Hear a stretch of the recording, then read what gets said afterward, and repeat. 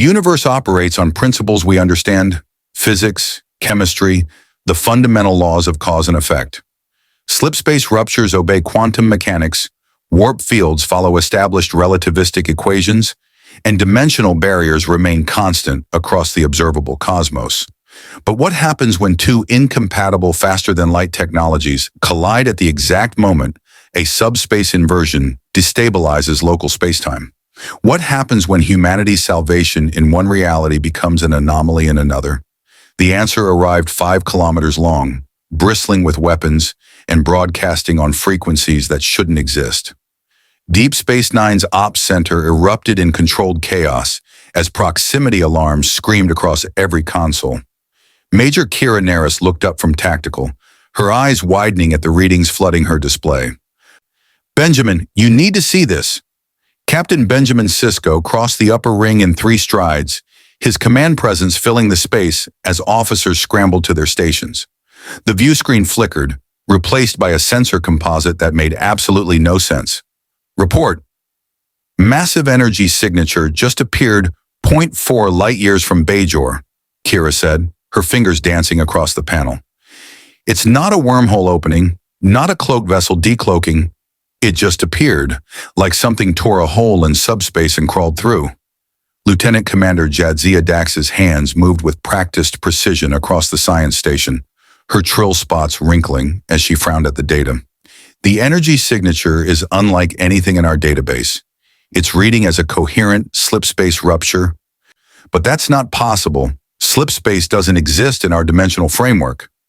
"Classification?" Sisko's voice carried the weight of 3 years commanding a station on the front lines of an interstellar war.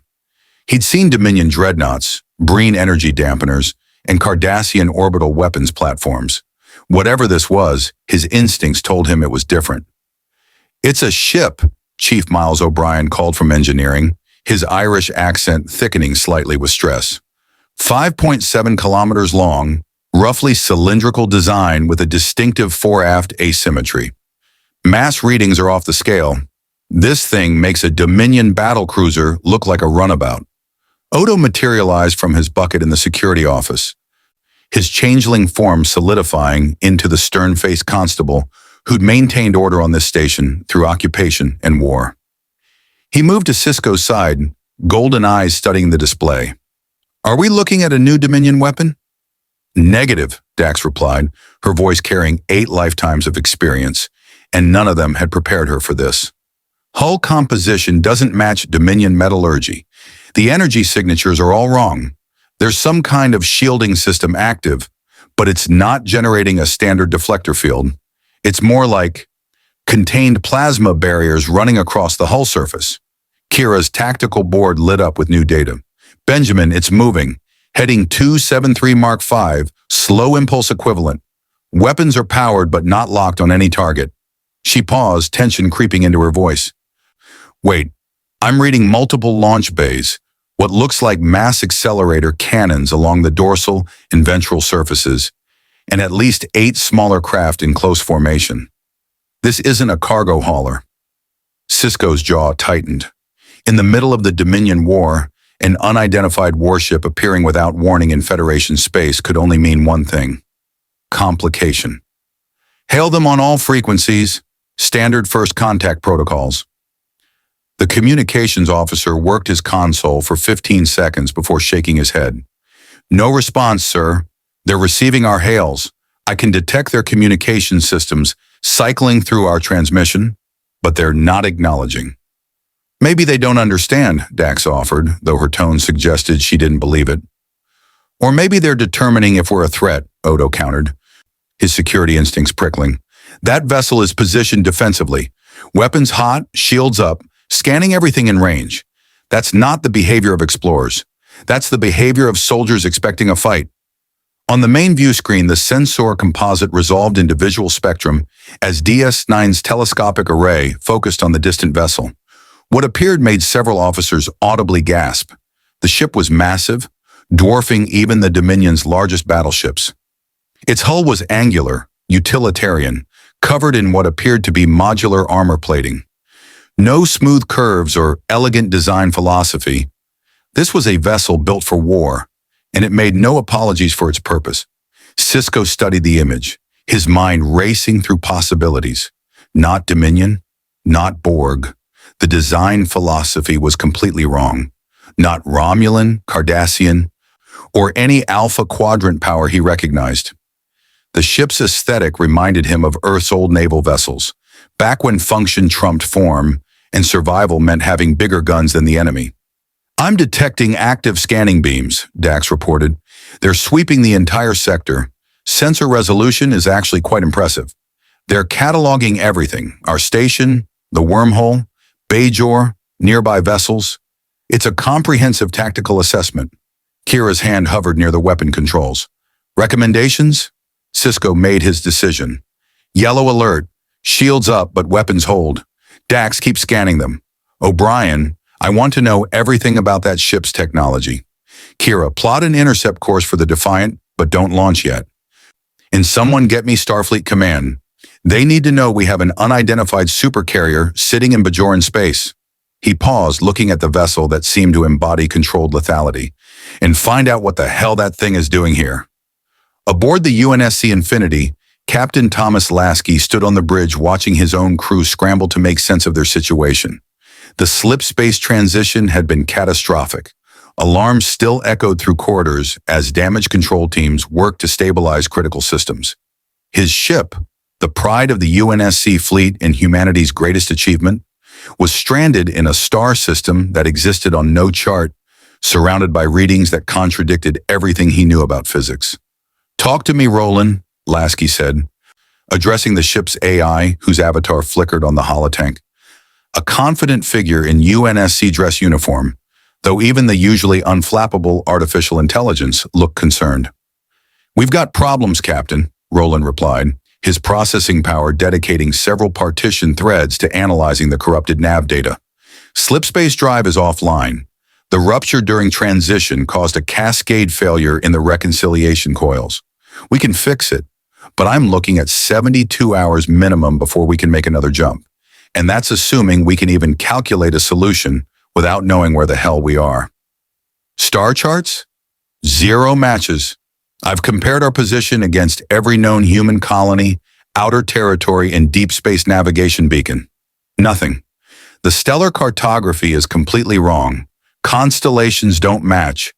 Galactic arm density is off. Even the background radiation spectrum is shifted." Roland paused, his avatar's expression darkening. "Sir, I don't think we're in UNSC space anymore. I don't think we're even in our galaxy." The bridge fell silent for a moment, the implications settling over the crew like a lead weight. They'd survived the Covenant War, the Didact's return, and countless battles that should have killed them all. But being lost, truly lost, beyond any hope of finding home, that was a different kind of terror. "What about local contacts?" Lasky kept his voice steady, projecting the confidence his crew needed. Panic killed ships faster than plasma torpedoes. "That's where it gets interesting." Roland brought up a tactical display showing the nearby space station and surrounding vessels. "We're being scanned by what appears to be a modular deep space installation approximately 400,000 kilometers off our port bow. Design philosophy suggests it's a combination of a habitat, defensive platform, and docking facility. I'm also reading multiple smaller vessels in the area. None of them match Covenant, Forerunner, or any known hostile architecture."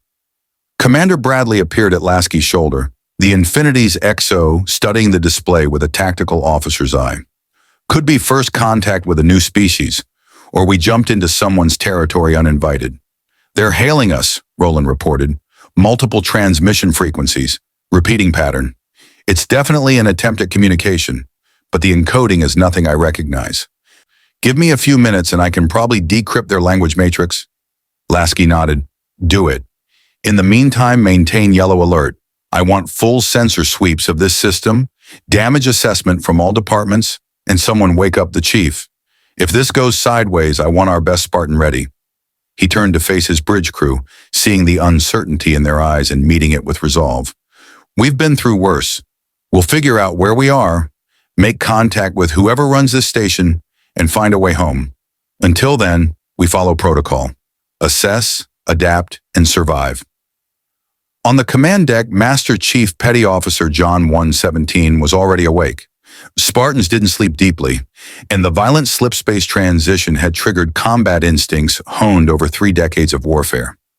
He stood in the armory bay, running diagnostic checks on his Mjolnir Gen 3 armor, while Spartan 4s prepped for potential deployment around him.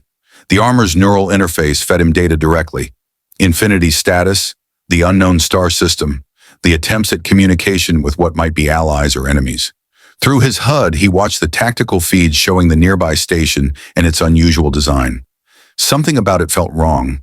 Not hostile necessarily, but foreign in a way that set off warning flags in his tactical assessment. "Chief!" Roland's avatar appeared on a nearby holoprojector. "Captain wants you briefed. We've got first contact protocols in effect, but given our track record with new species, he figures it's better to have you ready just in case diplomacy fails." "Understood." Chief's voice carried through his helmet's external speakers, that distinctive calm that came from a man who'd faced extinction-level threats and kept fighting. "What are we looking at?" "Unknown contacts, unknown space, unknown technology. The works." Roland pulled up sensor data. "But here's what's interesting. I'm picking up human biosigns on that station. A lot of them. Whatever species built that thing, they're either human or so close it doesn't matter." Chief processed that information, running through possibilities. Human colonists they'd never encountered, survivors from a lost colony ship, or something else entirely. Could be a trap. Covenant used human captives as bait before? Could be, Roland agreed. But their technology doesn't match Covenant design philosophy. Too modular, too practical. And Captain Lasky wants to try talking first before we start shooting. Novel concept. I know. The Spartan secured his MA-40 assault rifle, checking the weapon's ammunition counter out of habit. 36 rounds, full magazine. When do we establish contact? As soon as I crack their communication protocols. Shouldn't be long now. Their language matrix is actually not that different from English, which is either a hell of a coincidence or something much stranger. Roland's avatar flickered as he dedicated processing power to the decryption. Stand by, Chief. One way or another, we're about to find out if this galaxy is friendly. Through the viewports of both vessels, across the void of space, 2 versions of humanity stared at each other across an impossible gulf. One had survived a war against genocidal aliens through sheer determination and superior firepower. The other had built a utopian federation through diplomacy, exploration, and ethical principles. Neither yet understood that their collision would test everything they believed about survival, morality, and what it truly meant to be human. If you want to see more characters enter the Star Trek universe, hit that subscribe button and drop the name of a character you'd want to see in the comments below. Live long and prosper. In Ops, Sisko waited for the translation matrix to synchronize. In Infinity's CIC, Lasky prepared his first contact greeting. And in the armory, Master Chief checked his shields one more time, because in his experience, first contact always went wrong eventually. The Dominion War was about to gain a wild card that no faction had anticipated, and the UNSC Infinity had just become the most dangerous unknown variable in a conflict that would force both sides to confront a simple question. When survival is at stake, how much of your soul are you willing to compromise? The breakthrough came 12 minutes later. "Got it," Roland announced across Infinity's bridge, his avatar displaying the unmistakable satisfaction of an AI who just cracked what should have been an impossible cipher. Their communication protocol uses a sophisticated translation matrix. Real-time linguistic conversion. Clever system, actually. I've synchronized our encoding to match their carrier wave. We can talk now. Lasky straightened in his command chair, his years of naval training taking over. First contact had rules, protocols established back when humanity first reached for the stars. The fact that they were in an unknown galaxy didn't change the fundamentals. Open a channel, audio only until we know more. On Deep Space Nine, Dax's console chimed. "Benjamin, they're responding. Audio transmission incoming." Sisko nodded to the communications officer. "Put it through." The voice that came through was distinctly human, male, carrying the measured tone of a military officer who'd commanded warships through hostile territory. Unidentified station, this is Captain Thomas Lasky of the UNSC Infinity. We experienced a catastrophic slipspace failure and emerged in your space. Our navigation systems are offline, and we have no hostile intent. We're requesting information about our current location and any assistance you can provide. O'Brien looked up from his console, his expression a mixture of confusion and wonder. Did he just say UNSC? United Nations Space Command? Benjamin, that organization hasn't existed since before the Federation was founded. It was one of Earth's pre-warp military branches. Apparently it exists wherever they're from, Kira said quietly, her tactical mind already working through implications. If this ship came from a reality where old Earth military structures still operated, what did that say about their development? Sisko activated the return channel, choosing his words carefully. Captain Lasky, this is Captain Benjamin Sisko, commanding officer of Deep Space Nine. You're currently in the Bajoran sector, approximately 4 light years from the Bajoran wormhole. This station operates under the authority of the United Federation of Planets. I'd like to welcome you, but I need to understand your situation better. You said slipspace failure. We're not familiar with that technology. There was a pause on the other end, the slight delay suggesting rapid consultation. When Lasky responded, his tone carried a new edge of uncertainty. Captain Sisko, I'm going to be direct with you. My ship and crew are from Earth, but based on what you just said, I don't think it's the same Earth you know. We've never heard of a United Federation of Planets, and Bajor isn't in any of our stellar cartography databases. We may be dealing with a dimensional displacement scenario. Dax leaned forward, her scientific curiosity overriding her caution. Captain Lasky, this is Lieutenant Commander Jadzia Dax, Chief Science Officer. Can you describe the nature of your slipspace drive? How does it function? Another pause, then a different voice came through, smooth, confident, with an undertone that suggested artificial origin. Commander Dax, this is Roland, Infinity's shipboard AI. Slipspace travel involves transitioning into an alternate dimensional manifold, slipstream space, where distances are compressed. We navigate through reconciliation algorithms that map normal space coordinates to slipspace topology. Our drive system uses vacuum energy manipulation to open a rupture into that manifold. O'Brien whistled low. That's nothing like warp theory. They're not bending space-time around their vessel. They're actually leaving our universe entirely and traveling through another dimension.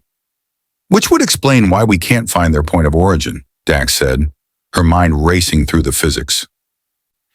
If they transition from a parallel reality where slipspace is the dominant FTL technology instead of warp drive, they might have intersected with our dimensional membrane during the rupture.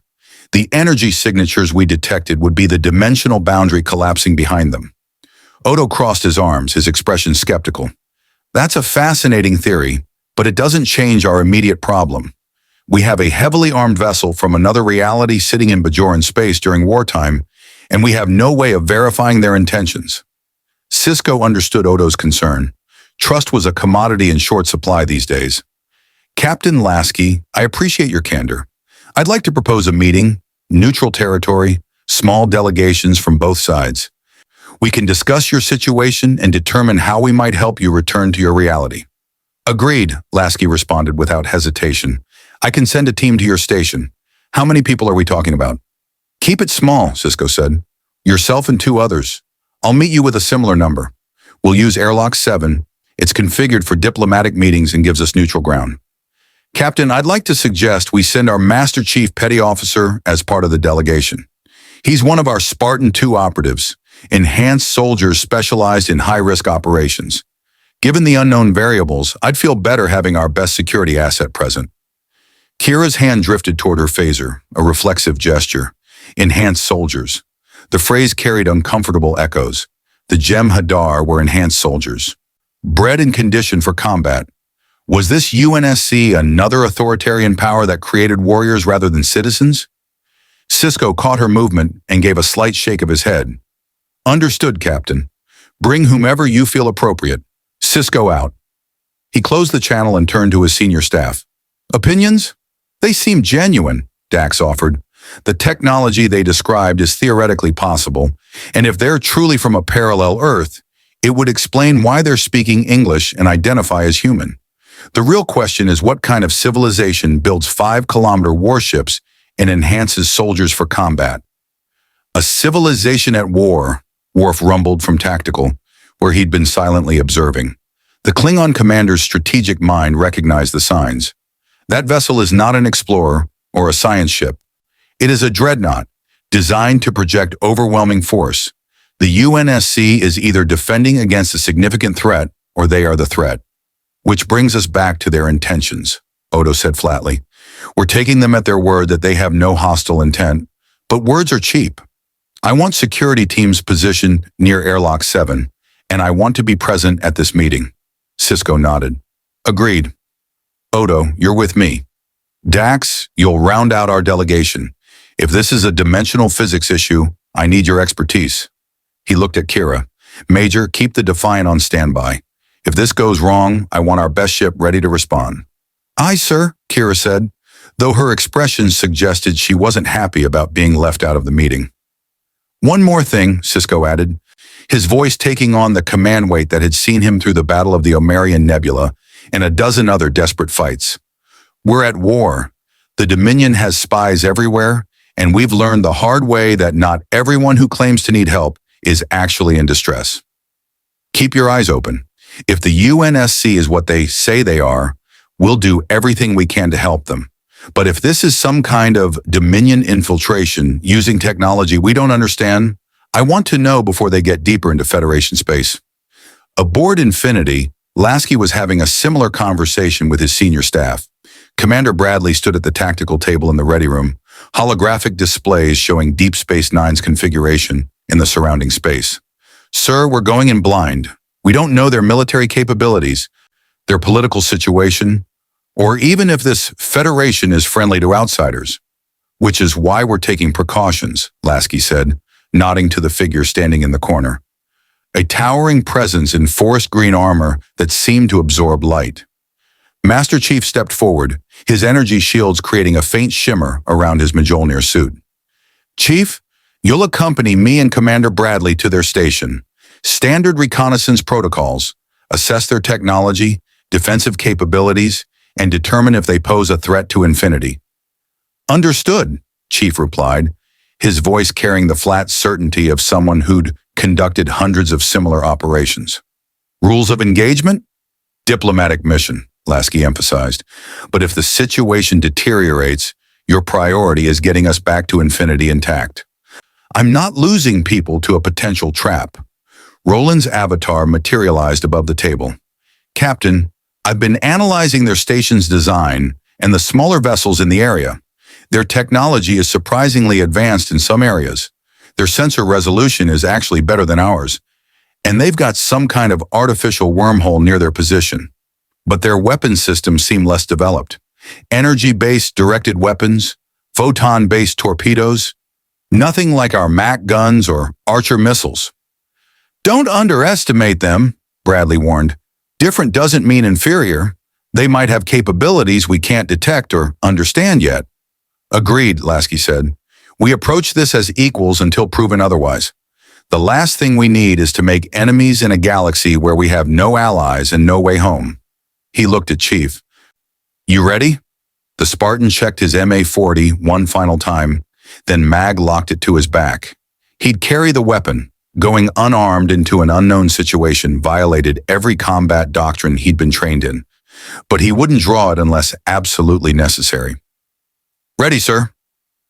The Pelican dropship launched from Infinity's hangar 12 minutes later, its pilot navigating the short distance between the supercarrier and Deep Space Nine with practiced ease. Through the viewports, Chief studied the station's unusual design, the ring structure, the central core, the docking pylons extending like spokes. It was elegant in a way that UNSC architecture never bothered with, form and function integrated, rather than function dominating everything. Interesting design philosophy, Bradley commented, clearly thinking along similar lines. No visible weapons emplacements, minimal armor. Either they're incredibly confident or they've never faced a serious military threat.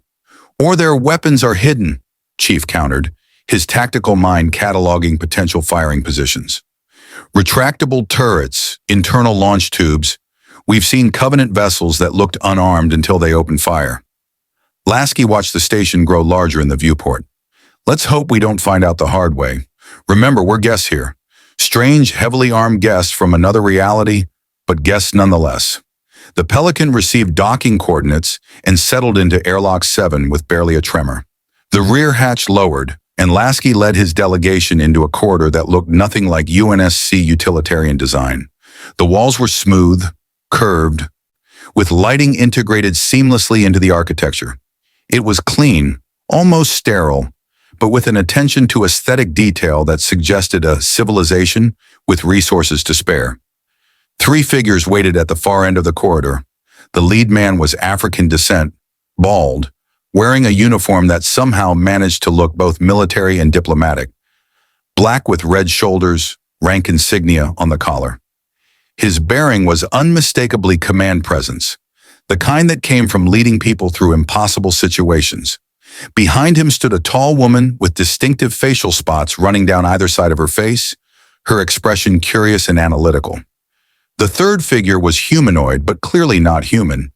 His skin had a strange, almost liquid quality, and his eyes were entirely gold. "Captain Lasky," the bald man said, extending his hand in the traditional human greeting. "Captain Benjamin Sisko, welcome to Deep Space Nine." His eyes flicked to Chief, taking in the imposing armored figure with a soldier's assessment. "And you must be the Master Chief Petty Officer." Chief didn't respond immediately, his helmet's HUD running biosign analysis on the 3 figures.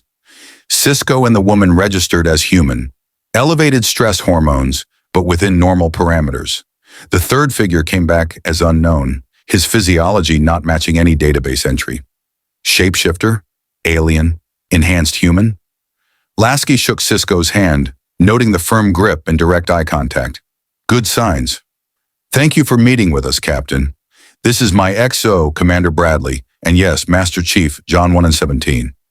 He gestured to his companions, keeping his posture open and non-threatening, despite the situation's tension.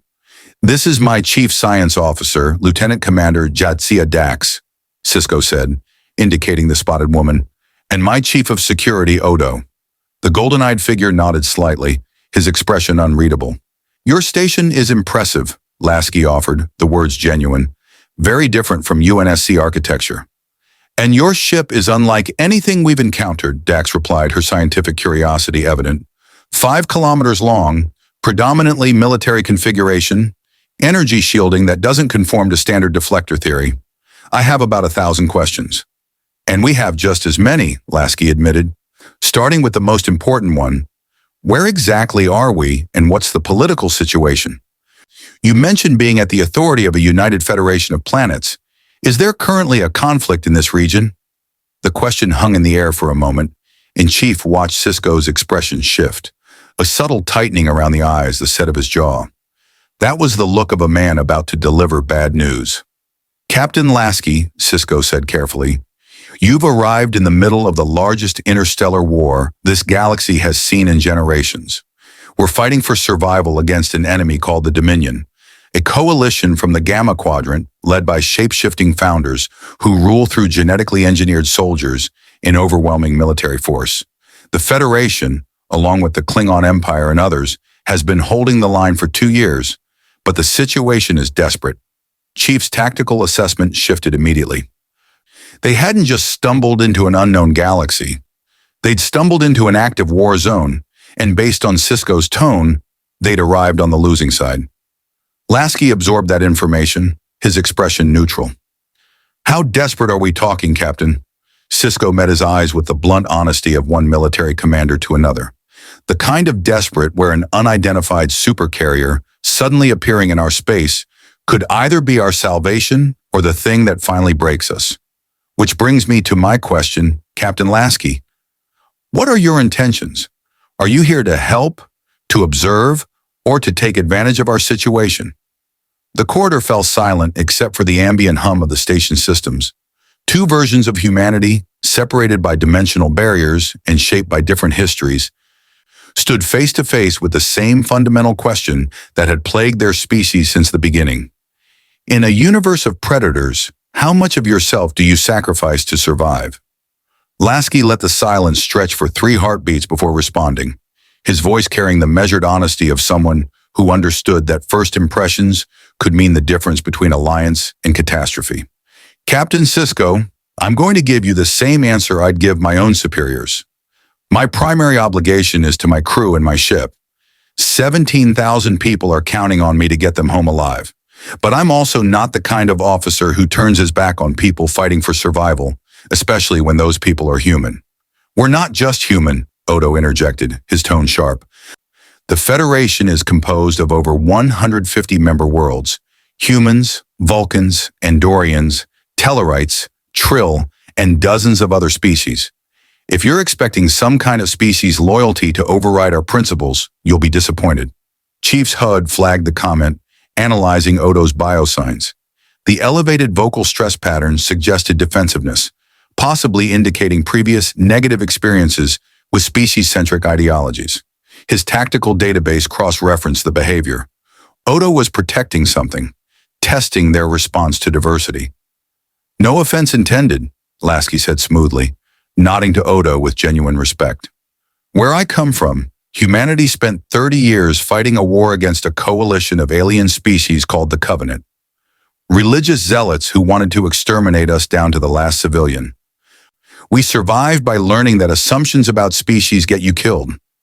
I judge people by their actions, not their biology. Dax's expression shifted from cautious to intrigued. A 30-year war? Your civilization has been in a sustained military conflict for 3 decades? Was, Bradley corrected quietly. The war ended 4 years ago. We won, but barely. Lost 23 billion people across dozens of colonies. Entire worlds glassed from orbit. The number landed like a physical blow. Sisko's command mask slipped for just a moment, genuine shock crossing his features. Even Odo's rigid expression softened slightly. 23 billion dead. The Dominion War's casualty figures were horrific, but they hadn't yet reached that apocalyptic scale. My God, Dax breathed. How does a civilization recover from that? You don't, Chief said, speaking for the first time since entering the station. His voice carried through his helmet's external speakers with that distinctive flat affect that came from someone who'd seen humanity's near extinction firsthand. You adapt. You rebuild. You make sure it never happens again. Sisko studied the armored Spartan with new understanding. Enhanced soldiers made sense when you were facing genocidal extinction.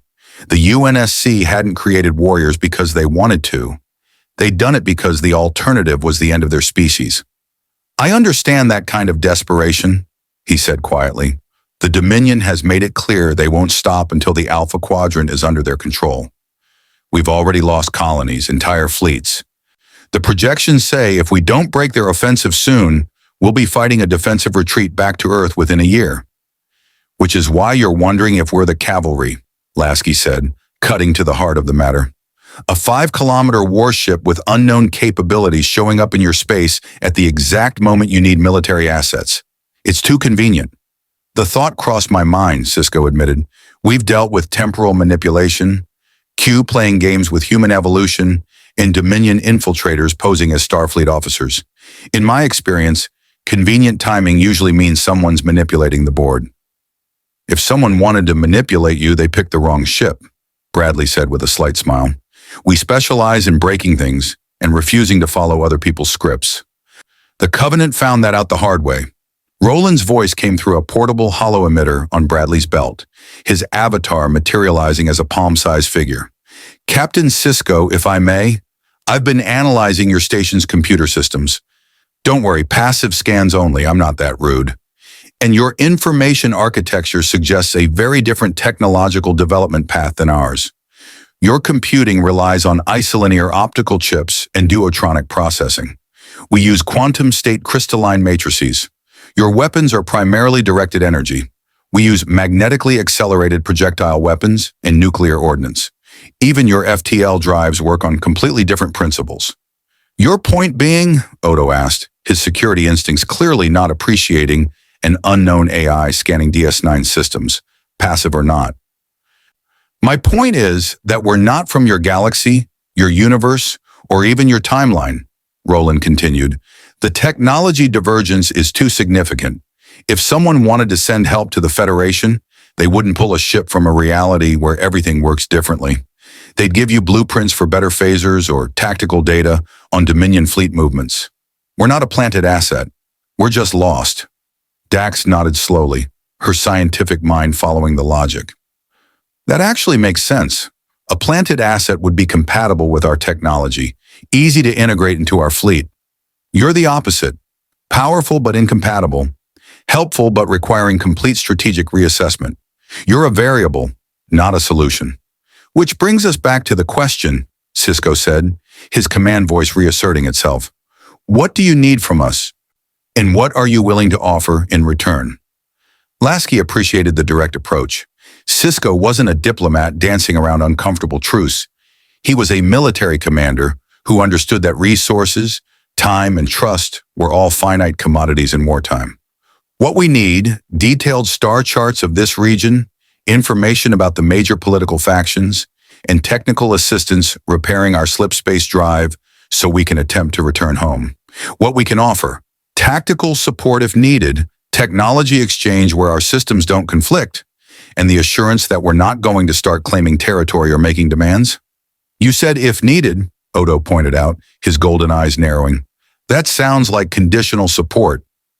Chief shifted slightly, his armor's servos making a quiet mechanical whisper. The Spartans' posture wasn't threatening, but it communicated readiness, a reminder that they were negotiating from a position of strength, not desperation. We're not mercenaries, he said flatly. The captain's not committing 17,000 people to someone else's war without understanding what we're fighting for. And if we asked you to leave, Odo pressed, just repair your drive and go. No involvement in our conflict? Then we'd leave, Lasky said without hesitation. But I get the impression you're not going to ask that.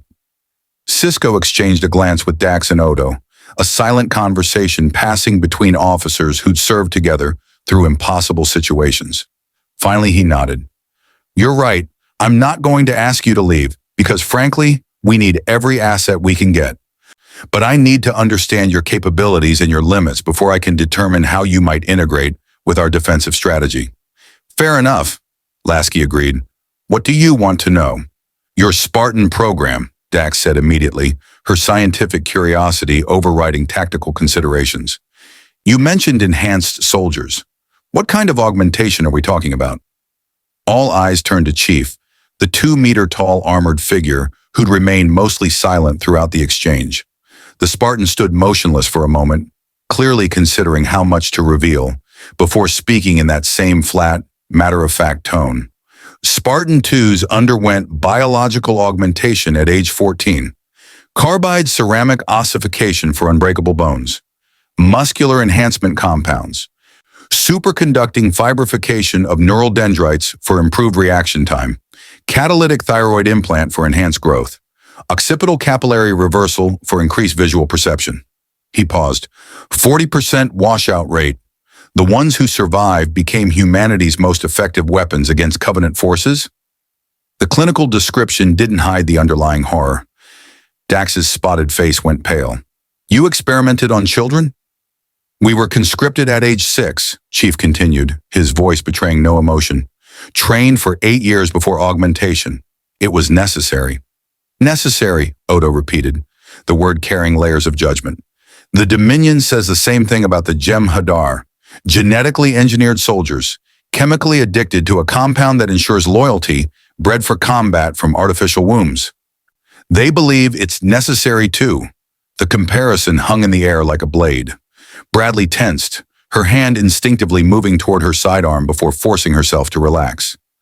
Lasky's jaw tightened, but he held his composure. Chief, however, responded with the directness that had defined his entire existence. The difference is choice and purpose.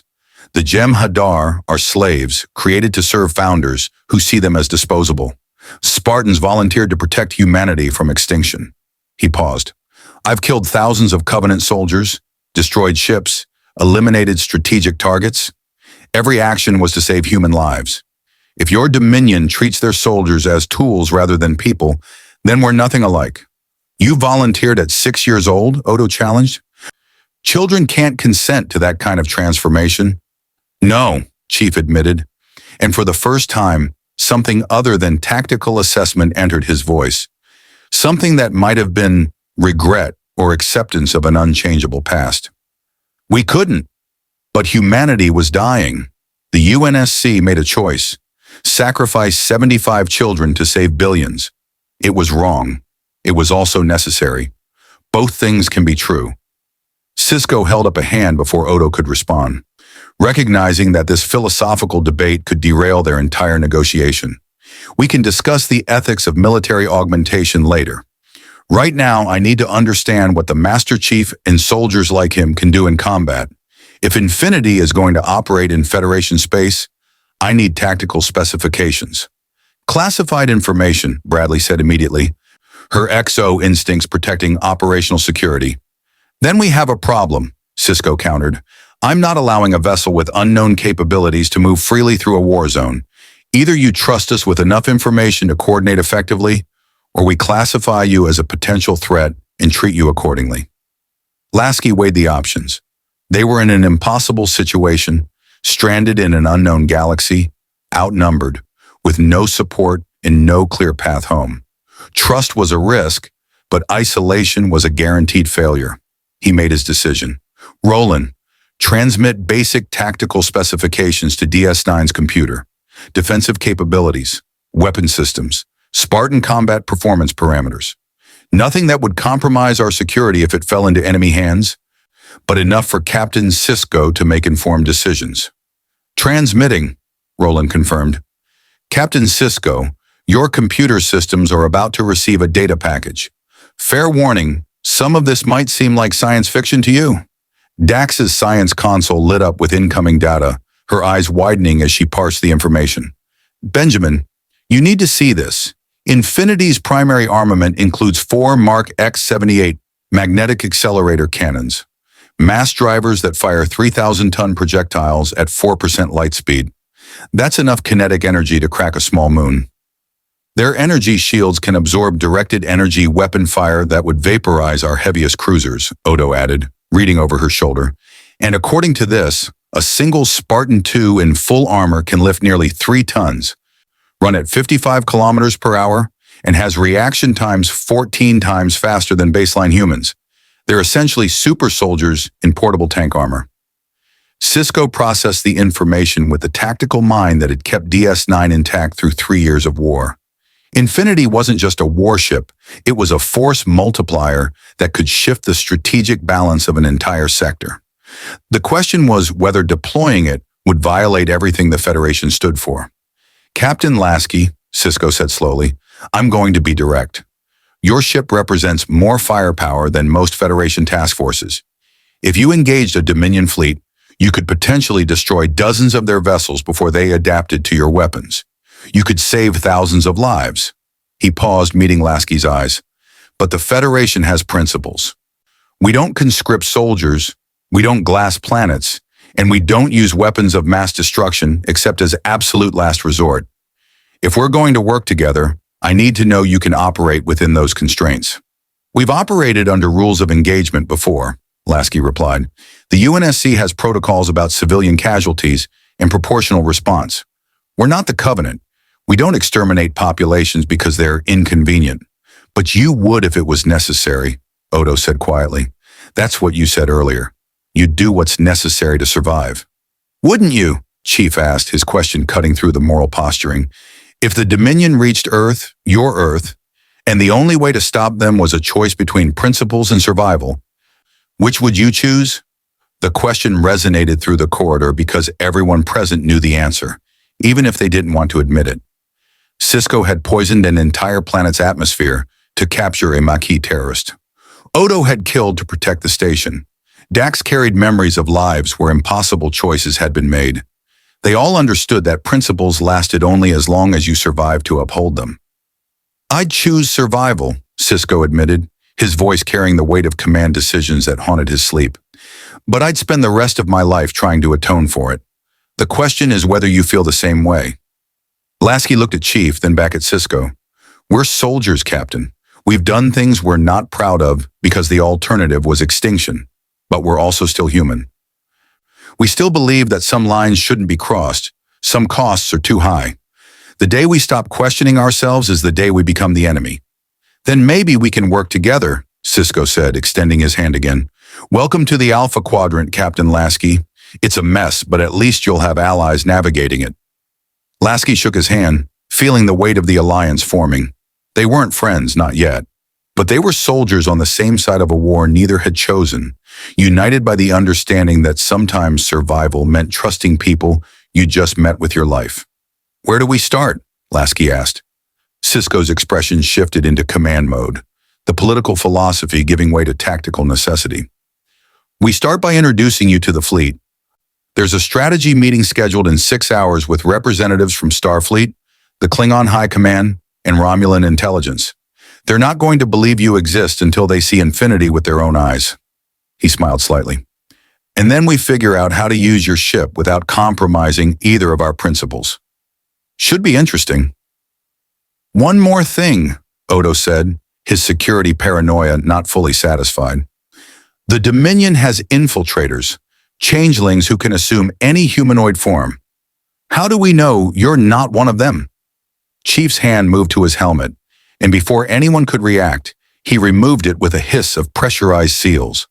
Beneath the armor was a man in his mid-40s, scarred face, close-cropped brown hair, and eyes that had seen too much combat. He met Odo's golden gaze without flinching. Blood test, Chief said simply. Your shapeshifters revert to liquid form under certain conditions. I'm solid. Always have been. Odo studied him for a long moment, his constable's instincts reading the truth in the Spartan's directness. That'll do. For now. Chief replaced his helmet, the armor sealing back into its protective cocoon. The gesture had been more than security theater. It was trust, offered freely despite the risk. In a galaxy where paranoia was survival and deception was currency, such gestures mattered. As the two delegations began discussing logistics and technical specifications, none of them noticed the transmission being relayed through subspace to a Dominion listening post 3 sectors away. The Vorta administrator receiving the data smiled with the satisfaction of someone who just discovered a prize worth any cost. A UNSC warship, lost and vulnerable, seeking allies in Federation space. The founders would want to know everything about this new variable. And if the Federation tried to use it against the Dominion, well, the founders had ways of turning enemy assets into advantageous opportunities. The war had just become infinitely more complicated, and neither the UNSC nor the Federation yet understood that their alliance had painted targets on both their backs.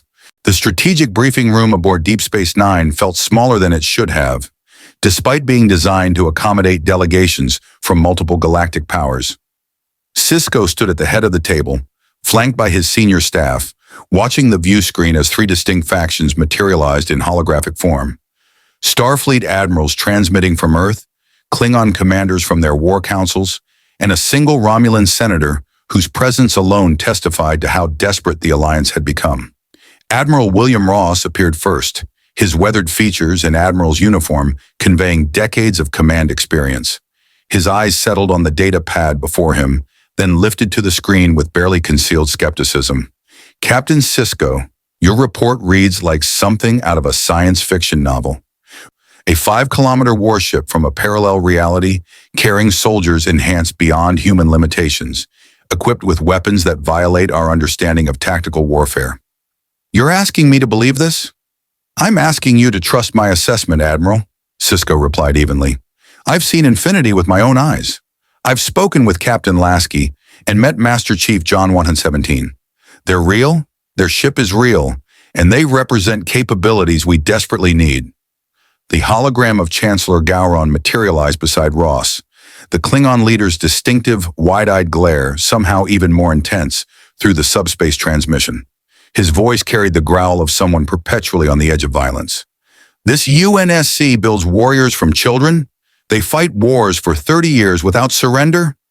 These are not explorers playing at soldier. These are true warriors. I would meet them face to face before passing judgment.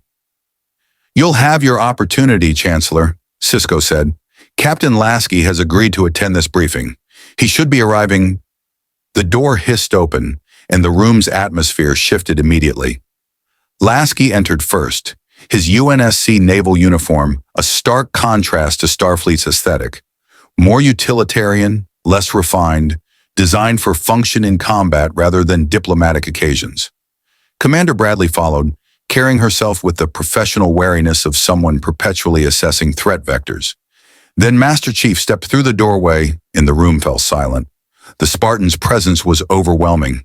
2 meters tall in full Mjolnir armor, the forest green plates caught the room's lighting and seemed to absorb it.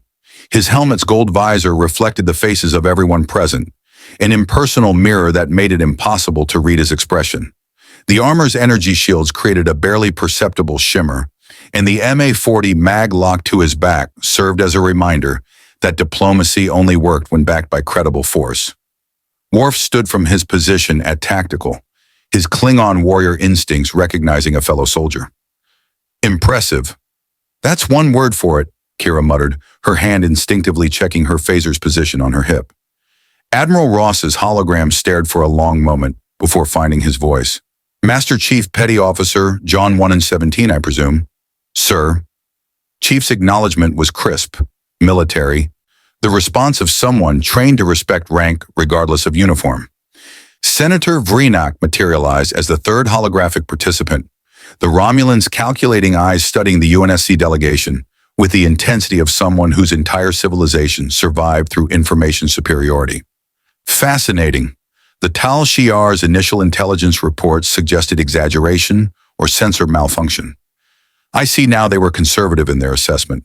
Senator, Sisko said carefully, knowing that Romulan involvement was a double-edged sword.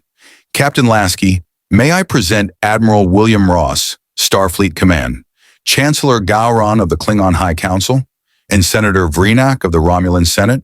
Lasky nodded to each in turn, his command presence filling the room despite being outnumbered. Gentlemen, Captain Sisko briefed me on the strategic situation.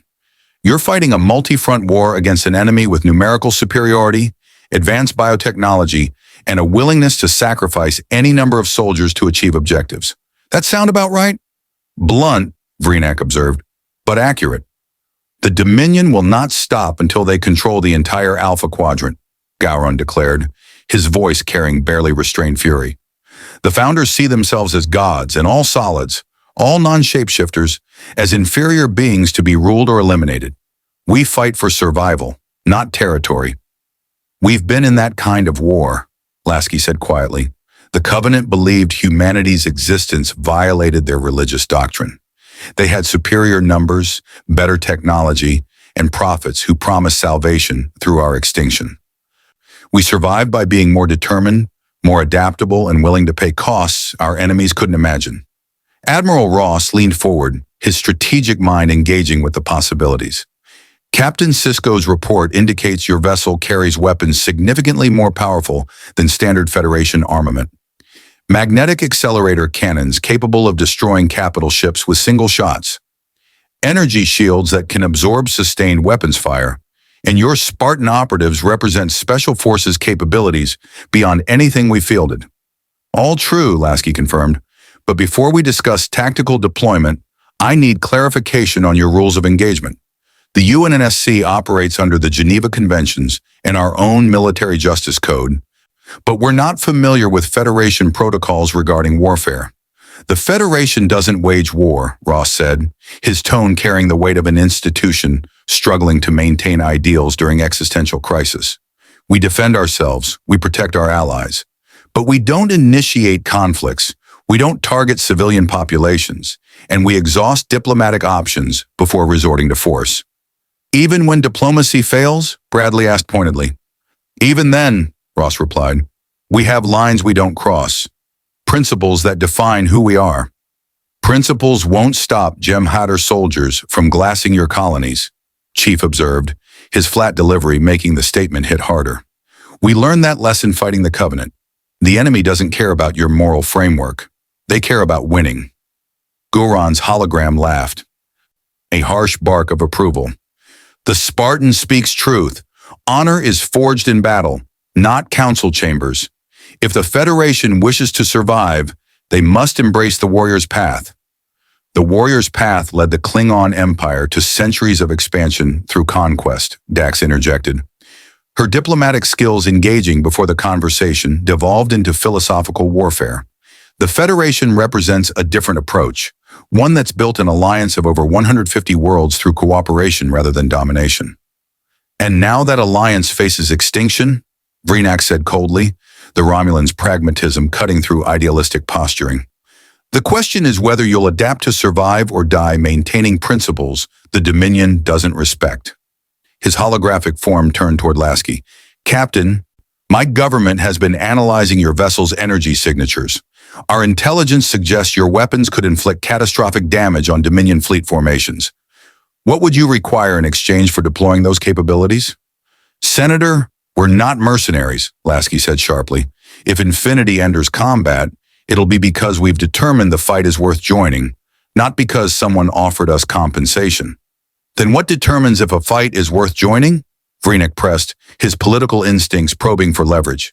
Lasky glanced at Chief, a silent communication passing between them before responding.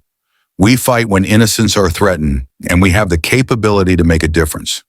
We fight when our allies request assistance, and the cause is just.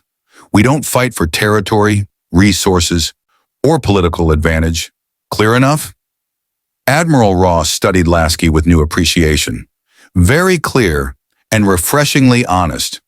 He pulled up a tactical display showing the current strategic situation. Dominion territories marked in hostile red, Federation blue, Klingon green, Romulan gray.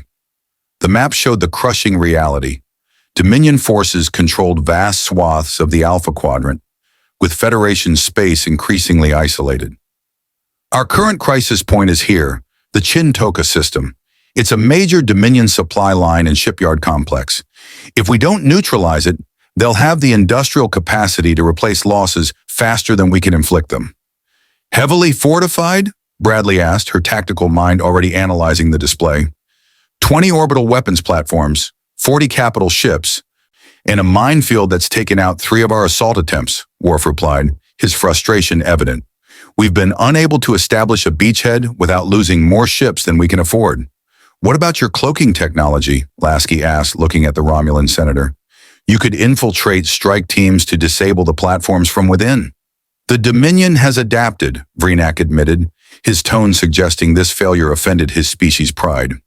Their sensors can detect standard cloaking fields at close range. We've lost 2 ships attempting exactly that strategy. Roland's holographic avatar materialized on the briefing table, his unexpected appearance drawing startled reactions from several officers. If I may suggest an alternative approach, UNSC doctrine for heavily fortified positions involves multi-axis assault with priority targeting. You create simultaneous threats across multiple vectors, force the enemy to divide their attention, then punch through with overwhelming force at their weakest point.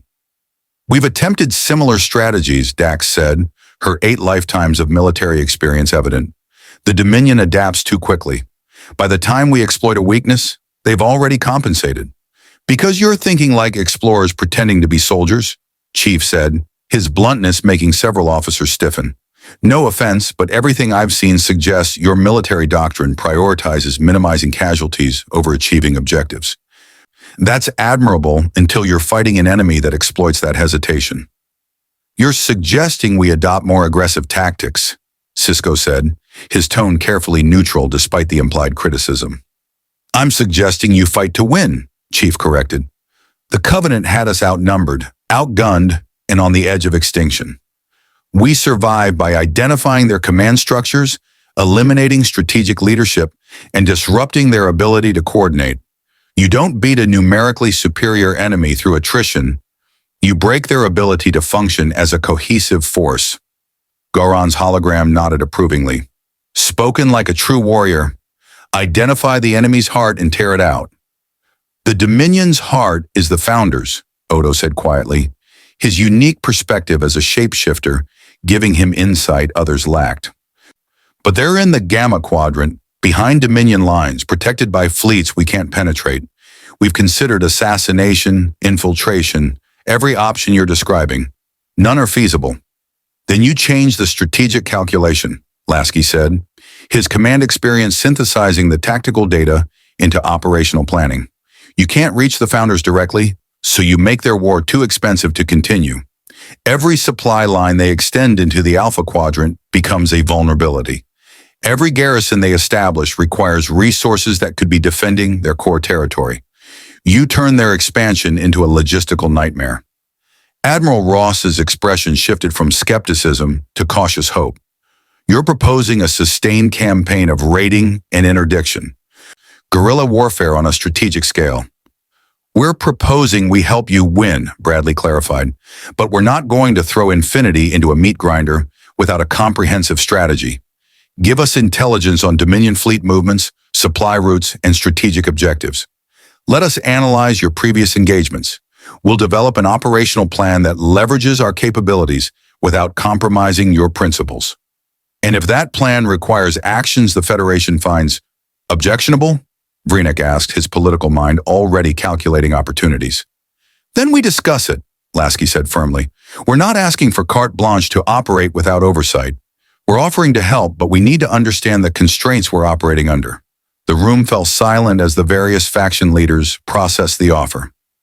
Sisko watched the interplay of politics and military necessity, recognizing that this decision would define the war's trajectory.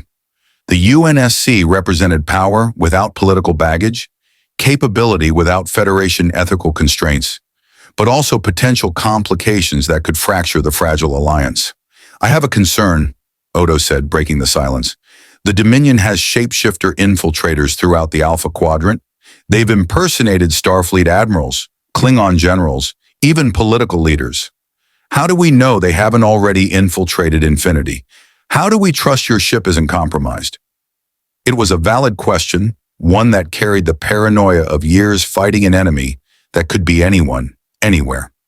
Chief responded before Lasky could speak, his armored form turning toward Odo with the focus of someone taking a threat assessment seriously. Your shapeshifters revert to liquid form when injured, unconscious, or under extreme stress, Chief stated, his tactical database clearly containing information on founder physiology gathered during the brief. We implement blood screening protocols throughout the ship. Every crew member, every officer, every Spartan undergoes testing every 72 hours. Anyone who refuses or tests positive gets isolated in a containment cell that can withstand a Covenant assault carrier's weapons fire. You've established these protocols in the last 6 hours? Dax asked, impressed despite herself. We've established these protocols in the last 3 hours, Roland corrected, his AI efficiency evident. Once Captain Lasky briefed us on the founder threat, I implemented screening across all 17,000 personnel. 0 positive results so far, but we'll maintain vigilance. Unlike your Starfleet crews, we've spent 30 years expecting enemies to infiltrate our ranks. Paranoia is a survival skill where we come from. Goran's hologram leaned forward, his eyes gleaming with warrior's respect. Captain Lasky, I would see this Infinity with my own eyes. I would walk your corridors and meet your warriors face to face. If you fight as fiercely as you speak, the Dominion will learn to fear the UNSC. You're welcome aboard, Chancellor, Lasky said. Though I should warn you, UNSC warships aren't designed for comfort. We prioritize function over aesthetics. I expect nothing less, Gowan growled approvingly. Admiral Ross made his decision, the weight of command evident in his expression. Captain Sisko, I'm authorizing you to coordinate with the UNSC as an independent allied force. Captain Lasky, your ship will operate under Provisional Federation military protocols, with the understanding that your primary mission remains returning to your reality. If you choose to assist our war effort, we're grateful, but we won't demand your people sacrifice themselves for conflicts that aren't their responsibility. Appreciated, Admiral, Lasky replied. We'll do what we can. Senator Vreenak's hologram flickered, his calculating expression never wavering. A final observation, Captain Lasky. Your arrival represents a significant unknown variable in a carefully balanced conflict. The Dominion will eventually learn of your existence, And when they do, they'll respond. I hope your ship is prepared for what happens when the founders decide you're a threat worth eliminating. They're welcome to try, Chief said flatly, the confidence in his voice carrying the weight of someone who'd fought gods and won. We've survived worse. The briefing concluded with tactical assignments, intelligence sharing protocols, and coordination procedures. As the various holograms faded and delegations prepared to depart, Sisko pulled Lasky aside, his expression grave. A word of caution, Captain. The Federation isn't perfect, and this alliance we've built with the Klingons and Romulans is fragile. There are elements within Starfleet, covert operations groups, that might see your ship as an asset to be controlled rather than allies to be respected. If anyone approaches you with offers that seem too convenient or requests that violate your principles, contact me immediately. Lasky met his eyes, recognizing the warning for what it was. Section 31? Sisko's expression confirmed without words. They operate in the shadows, believing the Federation's survival justifies any action. They're patriots in their way, but dangerous. Your arrival will attract their attention. We've dealt with ONI, Office of Naval Intelligence, for decades, Lasky replied. Black ops groups that think they're above oversight. We know how to handle them. Good, Sisko said, because if this alliance is going to work, it has to be built on trust, not manipulation. He extended his hand. Welcome to the war, Captain. May we both survive it with our principles intact. Lasky shook his hand, feeling the weight of commitment settling over him. 17,000 crew members, a damaged slipspace drive, and a galaxy at war. He'd faced worse odds, but rarely with so much uncertainty about whether survival meant becoming the very thing they'd fought against. As the UNSC delegation departed DS9 and headed back toward Infinity's hangar, none of them noticed the Vorta transmission completing its subspace relay to the Dominion command structure. The female changeling who received the intelligence smiled with the satisfaction of someone who just identified the perfect vector for infiltration. A lost ship, seeking allies, desperate to return home. The founders would offer exactly what the UNSC wanted most, and in exchange, they would gain the one asset that could shift the balance of power in the Alpha Quadrant. The Dominion had survived for millennia by turning enemy strengths into vulnerabilities. The UNSC Infinity would be no different. The Jem'Hadar attack came 3 days later, and it came with the calculated precision of an enemy who'd been watching, learning, and waiting for the perfect moment to test the newcomer's capabilities. Infinity hung in space 200,000 kilometers from Deep Space Nine, its massive bulk illuminated by the distant glow of Bajor's sun. Engineering crews worked around the clock repairing the slipspace drive, their progress measured in incremental victories against technology that had been traumatized by dimensional transition. Inside the CIC, Captain Lasky reviewed tactical reports while Roland coordinated with DA9's Operations Center, establishing communication protocols and data-sharing networks. The attack began without warning. Multiple contacts emerging from warp, Roland announced, his avatar's casual demeanor vanishing as combat protocols engaged. 16 vessels, Dominion configuration, 12 Jem'Hadar attack ships, 4 battlecruisers. They just dropped out of warp 500,000 kilometers away, and they're accelerating on intercept vector. Lasky was moving before the AI finished speaking, his command presence galvanizing the bridge crew into practiced efficiency. Battle stations, shield status. Shields at full capacity, the tactical officer reported, his fingers dancing across holographic controls. All weapon systems online. MAC guns spun up and ready to fire. They're not broadcasting any demands or ultimatums, Roland continued, his processing power analyzing the enemy formation. This isn't a diplomatic probe. It's a full combat engagement. They want to see what we can do. Through the viewports, space erupted with polaron beams, distinctive purple-white energy weapons that lanced toward infinity with murderous intent. The supercarrier's shields flared as the directed energy impacted, absorbing the assault with barely a fluctuation. 20 years of Covenant warfare had taught UNSC engineers to build shields that could withstand plasma bombardment from entire fleets. Return fire, Lasky ordered, his voice carrying the calm certainty of someone who'd commanded through hundreds of engagements. Target the lead battlecruiser. MAC guns, full salvo. The portside Mark X-78 magnetic accelerator cannon cycled up with a building electromagnetic hum that resonated through Infinity's superstructure. 3,000 tons of tungsten carbide penetrator accelerated down the cannon's 2-kilometer rail at 4% light speed, crossing the distance between vessels in less than a heartbeat. The Jem'Hadar battlecruiser's shields lasted approximately 0.3 seconds. The MAC round punched through the deflector field like it didn't exist. The kinetic energy so massive that electromagnetic barriers designed to disperse energy weapons simply couldn't compensate. The penetrator tore through the battlecruiser's hull from bow to stern, the impact transferring enough momentum to physically spin the vessel before secondary explosions ripped through its power core. The ship disintegrated in a brilliant fireball, debris expanding outward in a rapidly cooling cloud. Aboard Deep Space Nine, Kira Nerys watched the tactical display with wide eyes. Did that weapon just destroy a battlecruiser in one hit? Confirmed, Dax said, her voice carrying equal parts scientific fascination and tactical horror. Kinetic impact equivalent to several photon torpedoes concentrated into a single point. Their shields couldn't distribute the energy.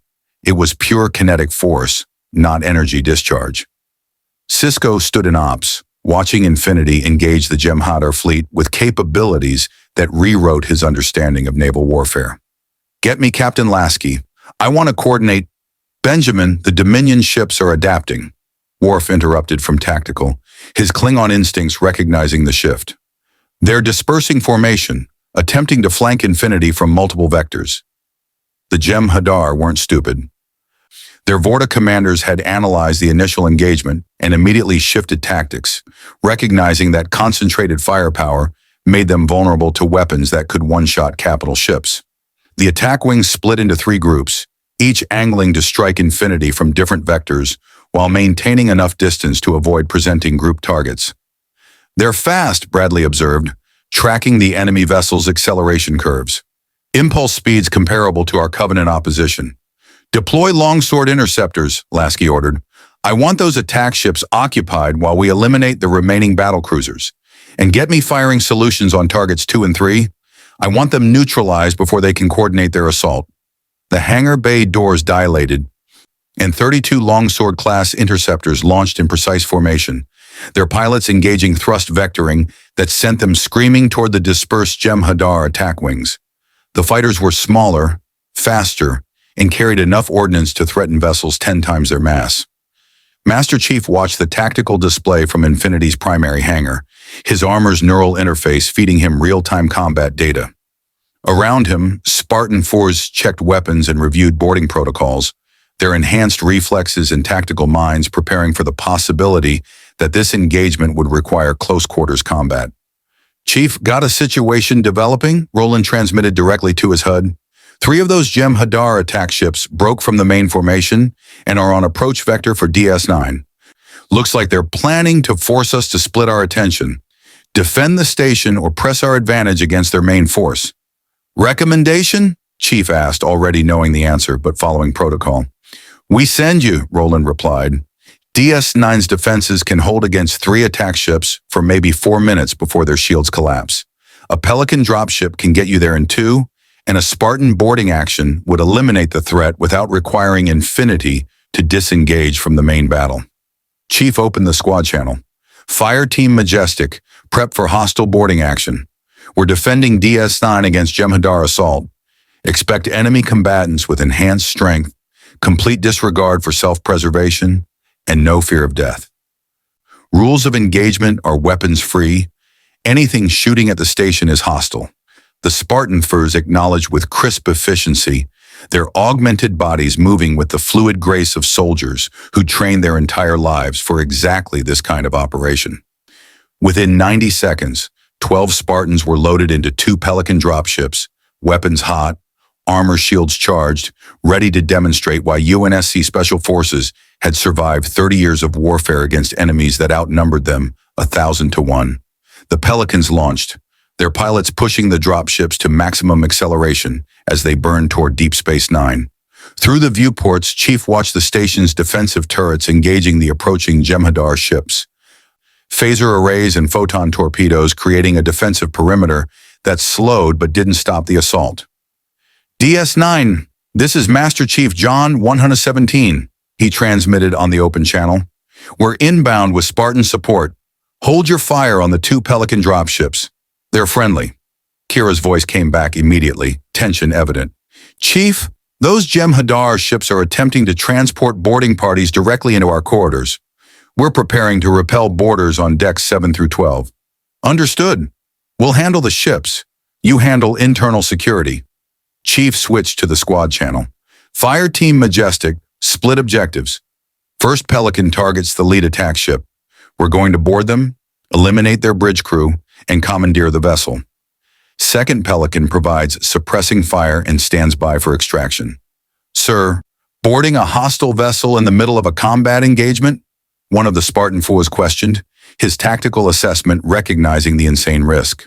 Standard insertion protocol, Chief replied flatly. Covenant cruisers, Forerunner installations, flood-infested ships. This is just another Thursday. The lead Pelican's pilot, a Navy officer who'd survived the fall of Reach and had learned to trust Spartan tactical instincts, brought the dropship alongside the Jem'Hadar attack ship with suicidal precision. The enemy vessel's hull loomed through the viewport, polished bioorganic plating that gave Dominion ships their distinctive aesthetic. Point defense turrets tracked the Pelican, polaron beams scoring its shields, but the dropship's armor held. Breaching now, the pilot announced, activating the magnetic clamps that locked the Pelican to the enemy hull. Chief armed a breaching charge, a shaped plasma cutter that burned through starship armor like tissue paper, and slapped it against the hull. 3 seconds. Shields up. The explosion was controlled but violent, blowing a 2-meter hole through the Jem'Hadar ship's outer hull. Atmosphere vented in a shrieking rush before emergency bulkheads slammed shut, isolating the breach. Chief dropped through the opening, his armor's shields absorbing the impact as he landed in what appeared to be a corridor filled with Jem'Hadar soldiers. The genetically engineered warriors reacted with the enhanced reflexes of beings bred for combat, their plasma rifles snapping up to target the intruder. They were fast, faster than baseline humans. Their movements enhanced by genetic optimization and Ketracell white stimulation. Chief was faster. His MA-40 barked in controlled bursts, armor-piercing rounds punching through Jem'Hadar body armor at point-blank range. The neural interface connecting his brain to his Mjolnir suit processed combat data at speeds that made the engagement seem to unfold in slow motion. Target acquisition, threat assessment, priority elimination. 12 hostiles neutralized in 4 seconds. The rest of Fire Team Majestic poured through the breach behind him, their training evident in the practiced efficiency of their assault. They moved as a coordinated unit, overlapping fields of fire, tactical spacing, room-clearing protocols that had been refined through decades of urban combat against enemies far more dangerous than the Jem'Hadar. Objective, bridge, Chief transmitted, his armor's sensors mapping the ship's interior through structural resonance analysis. Eliminate command crew, secure helm control, redirect the vessel away from DS-9. They moved through the corridor like a storm, encountering resistance at every junction. Jem'Hadar soldiers threw themselves at the Spartans with the fanatical determination of warriors who saw death in combat as the highest honor. They fought with enhanced strength, tactical coordination, and weapons that could kill unarmored humans with single shots. Against Spartans in Mjolnir armor, they lasted seconds. Chief rounded a corner and encountered a Jem'Hadar first, a veteran warrior whose scarred face testified to decades of combat. The soldier's Kartakan blade swung toward his helmet with enough force to decapitate an unaugmented human. Chief caught the weapon mid-swing, his armor's enhanced strength allowing him to stop the blade barehanded, then yanked the Jem'Hadar forward into a point-blank burst from his sidearm. Bridge ahead, one of the Spartan foes reported, breaching charges already in hand. Reading 4 biosigns inside, probably Vorta commander and bridge crew. Breach and clear, Chief ordered. Non-lethal if possible. I want prisoners for interrogation. The door exploded inward, and the Spartans flowed through with practiced precision. The Vorta administrator, a pale-skinned humanoid with distinctive genetic markers, reached for a communicator, probably to initiate a self-destruct sequence. A Spartan shot the device out of his hand with precision marksmanship, that would have been impossible without augmented reflexes.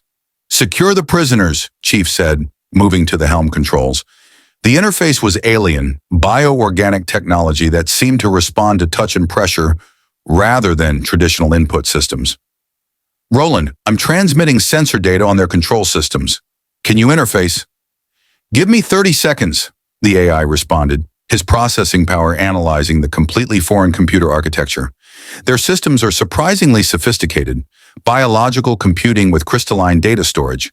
Not exactly user-friendly for human operation, but I can brute force a connection through your armor's wireless protocols." 27 seconds later, the helm controls flickered and responded, the ship's trajectory shifting as Roland forced the systems to recognize external commands. The Jem'Hadar attack ship broke off its assault on DS-9, its engines burning away from the station toward empty space. "DS-9, this is Chief. Jem'Hadar Vessel 1 is secured, redirecting to neutral trajectory and standing by for your security teams to take custody of prisoners." Sisko's voice came back, carrying a mixture of relief and astonishment. "Chief, did you just board and capture an enemy warship in the middle of a battle?" "Affirmative," Chief replied, as if it was the most natural thing in the galaxy. "Recommend you deploy containment teams. The Vorta might have intelligence on Dominion fleet movements." "Acknowledged. Chief, I don't know whether to be impressed or terrified. Both is probably appropriate. Captain?" While the boarding action unfolded, Infinity pressed its advantage against the main Dominion force. The remaining 3 battlecruisers attempted coordinated Polaron beam strikes, their combined firepower enough to crack a planet's crust. Infinity's shields absorbed the assault, energy dispersal systems bleeding off the thermal load, while point defense turrets eliminated incoming torpedoes with surgical precision. "Starboard MAC gun, target lock acquired," the weapons officer reported. "Battlecruiser 2, firing solution confirmed." "Fire," Lasky ordered. The second penetrator round obliterated another battlecruiser, the kinetic impact so violent that the vessel's antimatter containment failed catastrophically. The resulting explosion briefly created a miniature sun, radiation wash forcing nearby Jem'Hadar attack ships to veer away or risk catastrophic systems failure. The longsword interceptors engaged the dispersed attack wings with combined arms tactics, Anvil 2 missiles streaking toward enemy vessels, while 110mm rotary cannons provided suppressing fire. Jem'Hadar ships were fast and maneuverable, but they'd been designed to fight Federation vessels that relied primarily on directed energy weapons. The kinetic-based UNSC ordnance ignored their Polaron-resistant shields, punching through defensive systems with brutal effectiveness. 8 enemy vessels destroyed, 5 retreating, Roland reported, tracking the tactical situation in real time. "The remaining Dominion forces are withdrawing to warp. We could pursue, but our fighters would be left behind, and Infinity's warp drive compatibility is still theoretical." "Let them go," Lasky decided. "We made our point. Get damage reports from all sections and recall our fighters." The battle had lasted 11 minutes. In that time, the UNSC had destroyed 8 Dominion vessels, captured 1 intact, and suffered 0 casualties. Federation warfare doctrine would have called it impossible. Jem'Hadar ships typically inflicted significant losses even in defeat, their crews fighting to the last soldier with suicidal determination. But the Federation had never fought the Covenant. They'd never learned that sometimes the only way to survive was to hit so hard and so fast that the enemy didn't have time to implement their fanatical determination. Aboard DS-9, Sisko watched the tactical display clear as Dominion forces retreated into warp. His operations center was silent, every officer processing what they just witnessed. The UNSC hadn't just won, they'd won decisively, with an efficiency that made decades of Federation military doctrine seem inadequate by comparison. "Get me Captain Lasky," Sisko said quietly. The view screen activated, showing Infinity's CIC and Lasky standing amid controlled chaos as damage reports filtered in and crew rotated back to standard alert status. "Captain Sisko," Lasky said, his expression neutral, but his eyes showing the adrenaline come down of post-combat clarity. "DS-9 status? Minor damage, no casualties thanks to your intervention," Sisko replied. "Captain, I need to be direct. What we just saw, that level of combat effectiveness, It changes everything. If Infinity can engage and destroy Dominion fleet elements that would normally require 3 Federation task forces to contain, then we need to fundamentally reassess our strategic planning. With respect, Captain, I'd caution against overestimating our capabilities, Lasky said, his command experience recognizing the danger of inflated expectations. We won because the Dominion didn't understand our weapon systems. They will adapt. The Covenant adapted. The Flood adapted. Every enemy we've faced eventually learned to counter our advantages. This victory bought us tactical surprise, but that advantage won't last. Then we use it while we have it, Sisko replied, his strategic mind already working through possibilities. There's a convoy route through the Calandra sector, Dominion supply ships carrying weapons, and Ketracel White to their forward bases. If we could intercept and destroy that convoy, we'd cripple their offensive capacity for weeks. But it's heavily defended. 2 battle cruisers, screening elements, and close to Cardassian space. Standard Federation doctrine says it's too risky. But UNSC doctrine says high-value targets justify high-risk operations, Lasky finished, understanding the unspoken request. You want Infinity to hit the convoy. I want us to work together, Sisko corrected. The Defiant and Infinity, coordinated strike. We provide tactical intelligence and local navigation. You provide the firepower. We turn the Dominion supply chain into a liability. Lasky looked at Commander Bradley, then at the tactical display showing Infinity's status. Their slipspace drive was still offline. They were stranded in an unfamiliar galaxy, committed to a war that wasn't theirs, fighting for principles that sometimes conflicted with survival instincts honed over 3 decades of total warfare. When do we leave? Lasky asked, making the decision that would commit his crew to the conflict. Sisko smiled, recognizing the moment when alliance became partnership. 12 hours. Enough time for your engineers to complete repairs and for us to brief the mission parameters. Captain, I won't lie. This is dangerous. The Dominion will send everything they have if they detect Infinity in that sector. Danger is relative, Lasky replied. We've survived worse. We'll survive this too. 3 sectors away, the female changeling received the after-action reports from the failed assault on Infinity with calculating interest. The UNSC ship was powerful, yes, but more importantly, it was predictable. It defended innocence. It prioritized honor over pragmatism. It fought with rules even when enemies didn't. Those were exploitable weaknesses. The founders had survived for millennia by understanding that every strength was also a vulnerability. The UNSC would learn that lesson soon enough, and by the time they recognized the trap, it would be far too late to escape it. The briefing aboard the USS Defiant felt different from previous strategy sessions. Perhaps it was the presence of Master Chief standing in the corner, his Mjolnir armor making the already cramped warship feel claustrophobic. Perhaps it was the holographic projection of Infinity's tactical capabilities that dominated the display table, showing weapon systems that made Starfleet's arsenal look almost quaint by comparison. Or perhaps it was simply the recognition that they were about to commit to an operation that would irrevocably tie the UNSC to the Federation's war. Sisko stood at the head of the tactical table, his command presence filling the Defiance bridge as senior officers from both organizations crowded around. Worf, Dax, O'Brien, and Kira represented DS9's core team. Lasky, Bradley, and Roland's holographic avatar represented the UNSC. In standing silent observation was Chief, his helmet's gold visor reflecting the strategic displays like an impassive mirror. The target is a Dominion supply convoy designated Theta-7, Sisko began, activating the display. A star chart appeared showing the Calandra sector, hostile territory deep in contested space where Federation patrols rarely ventured. Intelligence indicates it's carrying 6 months' worth of Ketracel White for Dominion forward bases, along with weapon components and biomimetic gel for changeling infiltrators. Ketracel White? Lasky asked, unfamiliar with the term. Biochemical narcotic, Dax explained, her Trill sensibilities uncomfortable with the concept. The Jem'Hadar are genetically engineered to require it for survival. Without regular doses, they experience withdrawal, system failure, and death within 72 hours. It's how the founders maintain absolute control over their soldiers. Chemical enslavement, Bradley said flatly, her disgust evident. Create warriors dependent on a substance only you can provide. Brilliant and horrific. The Dominion sees it as practical, Odo said quietly, his unique perspective as a founder, albeit one who'd rejected his people's philosophy, giving his words weight. Jem'Hadar are tools, weapons to be deployed and discarded.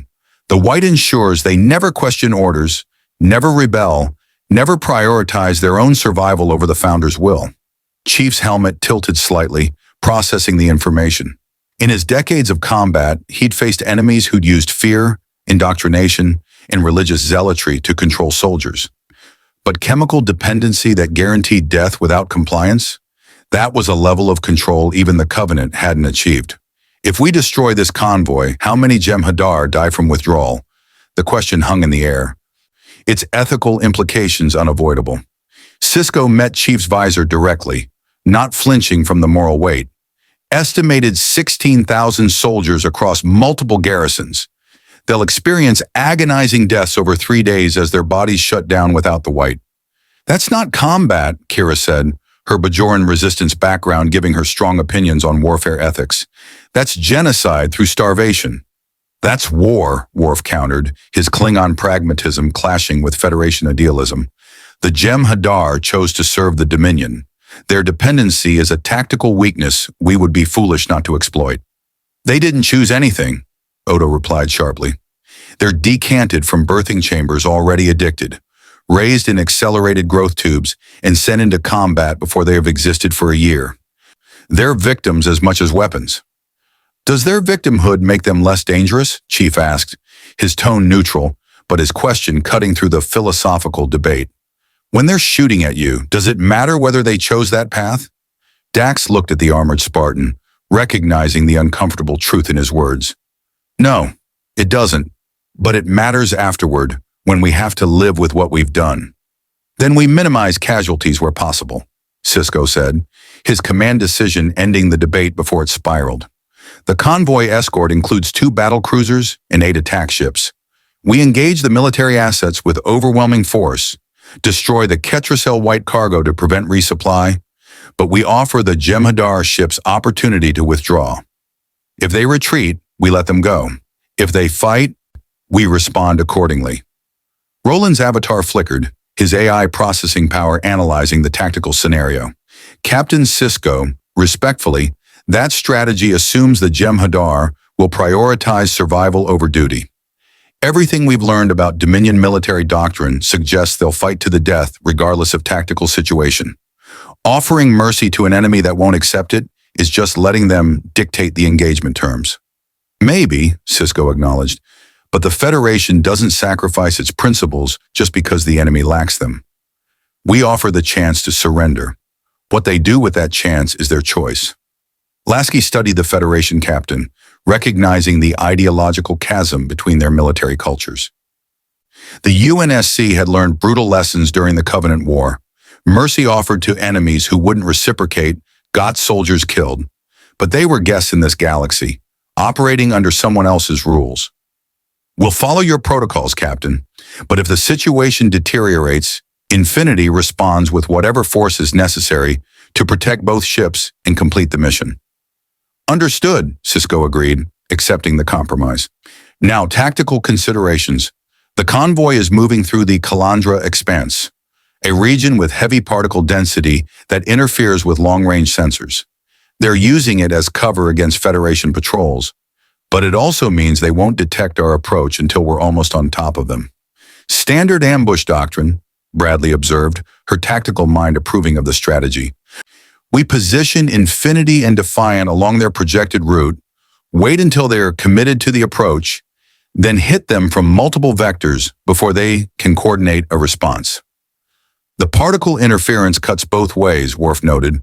Our targeting sensors will also be degraded. Weapons accuracy decreases significantly in those conditions. Not for MAC guns, Chief said, speaking from experience. Kinetic weapons don't care about particle interference. You point, you shoot, physics does the rest. Energy weapons might have targeting issues, but a 3,000-ton tungsten penetrator doesn't need perfect sensor locks. O'Brien looked at the Spartan with grudging respect.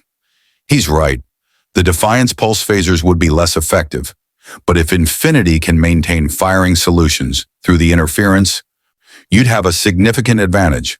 Then we adjust our approach, Sisko said, tactical planning overriding any remaining ethical concerns.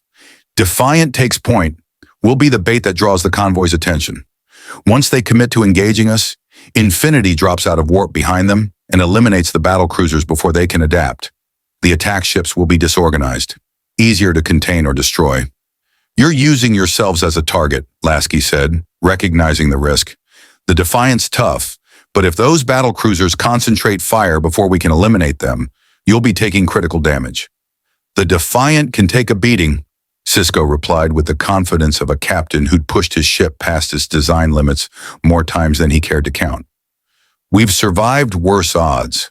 Besides, if this goes according to plan, we'll only be exposed for 30 seconds before you engage. 30 seconds is a long time in combat, Chief observed. Covenant plasma torpedoes could destroy a frigate in 15 seconds. What's the Defiant's shield capacity? Ablative armor and regenerative shield, O'Brien said, his engineering pride evident. We can absorb concentrated polaron fire for maybe 90 seconds before shields collapse. After that, we're relying on armor and emergency bulkheads. Bradley pulled up Infinity's sensor data on the tactical display, analyzing the Defiant's specifications with a critical eye. Your shields are impressive for a vessel that size, but if you're wrong about their response time, if they adapt faster than expected, you'll be in serious trouble before we can intervene. That's why we have contingency protocols, Dax said, her centuries of tactical experience evident in the calm certainty of her tone. If the situation deteriorates, Defiant activates emergency warp and extracts before shields fail completely. We're not planning to die for this convoy, Captain Lasky. We're planning to win. Good, Lasky said, because suicide missions don't accomplish objectives. They just get people killed for no strategic gain. We learned that lesson the hard way during the Covenant War. The tactical planning continued for another hour, targeting priorities, communication protocols, fallback positions, and extraction routes. Both crews approached the operation with professional competence, born from different but equally brutal conflicts. The Federation officers had learned adaptation through 2 years of desperate warfare against the Dominion.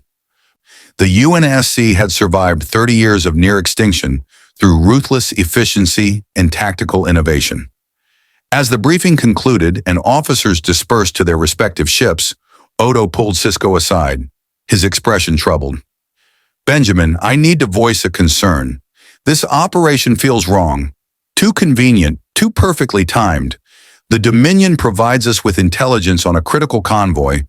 We happen to have a supercarrier with overwhelming firepower available, and the tactical situation favors an ambush we're perfectly positioned to execute? Sisko's expression darkened, his paranoia, carefully cultivated through years of Dominion deception, immediately engaging. You think it's a trap? I think the Founders are playing a longer game than we understand, Odo replied carefully. They know we have the UNSC now. They've seen Infinity's capabilities. What if this convoy is bait designed to draw both ships into a kill zone where they can study UNSC technology under combat conditions? Or worse, what if they're trying to drive a wedge between the Federation and the UNSC by creating a situation where our different philosophies cause operational failure? It's possible, Sisko admitted, but if we let paranoia paralyze us, we're giving the Dominion exactly what they want, an enemy too afraid to act. We take precautions, we maintain escape routes, and we trust our tactical assessment. And if that assessment is wrong, Sisko looked toward the viewport where Infinity hung in space, its massive form representing power the Federation had never possessed, and moral complications they'd never fully reconciled.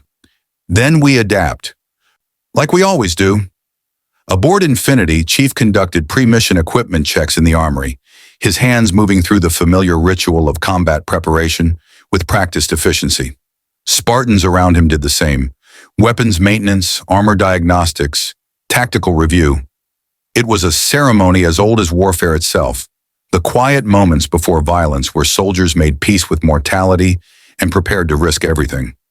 Roland's avatar appeared beside him, the AI's holographic form unusually subdued. Chief, I've been analyzing casualty projections for this operation. Best case scenario, we complete the mission with 0 friendly losses and approximately 600 hostile casualties. Worst case, the convoy is defended by forces we haven't detected, Defiant takes critical damage, and we're forced into a prolonged engagement that exposes systemic vulnerabilities in our tactical doctrine.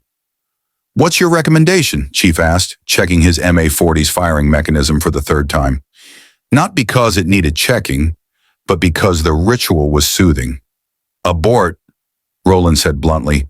Tell Captain Lasky this operation has too many unknown variables, too much reliance on intelligence that could be compromised, and too little strategic value relative to the risk. We came to this galaxy by accident. We don't owe the Federation our lives. Chief paused, his hand stilling on his weapon. The AI was right in a purely logical sense. They had no obligation to fight someone else's war.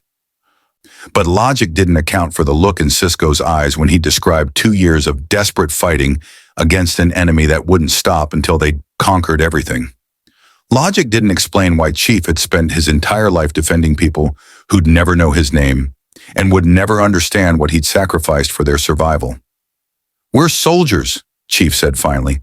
We don't pick our wars, we just fight them. Even when those wars aren't ours, Roland pressed. Especially then, Chief replied, because if we only fight when it benefits us, what makes us different from the enemy? The AI was silent for a moment, processing the philosophical position with algorithms designed for tactical analysis rather than ethical reasoning. That's not logic, Chief. That's idealism. Maybe, Chief agreed, Mag locking his weapon and turning toward the hangar bay where his Pelican awaited. But I've seen what happens when you lose your idealism. You become efficient, effective, and eventually you become the monster you were fighting against. 6 hours later, the USS Defiant dropped out of warp at the edge of the Calandra expanse, its sensors immediately degrading as particle interference washed across the hull. Sisko sat in the captain's chair, his command presence steady despite the tension that filled the bridge. Sensors? He asked calmly. Degraded but functional, Dax reported from the science station.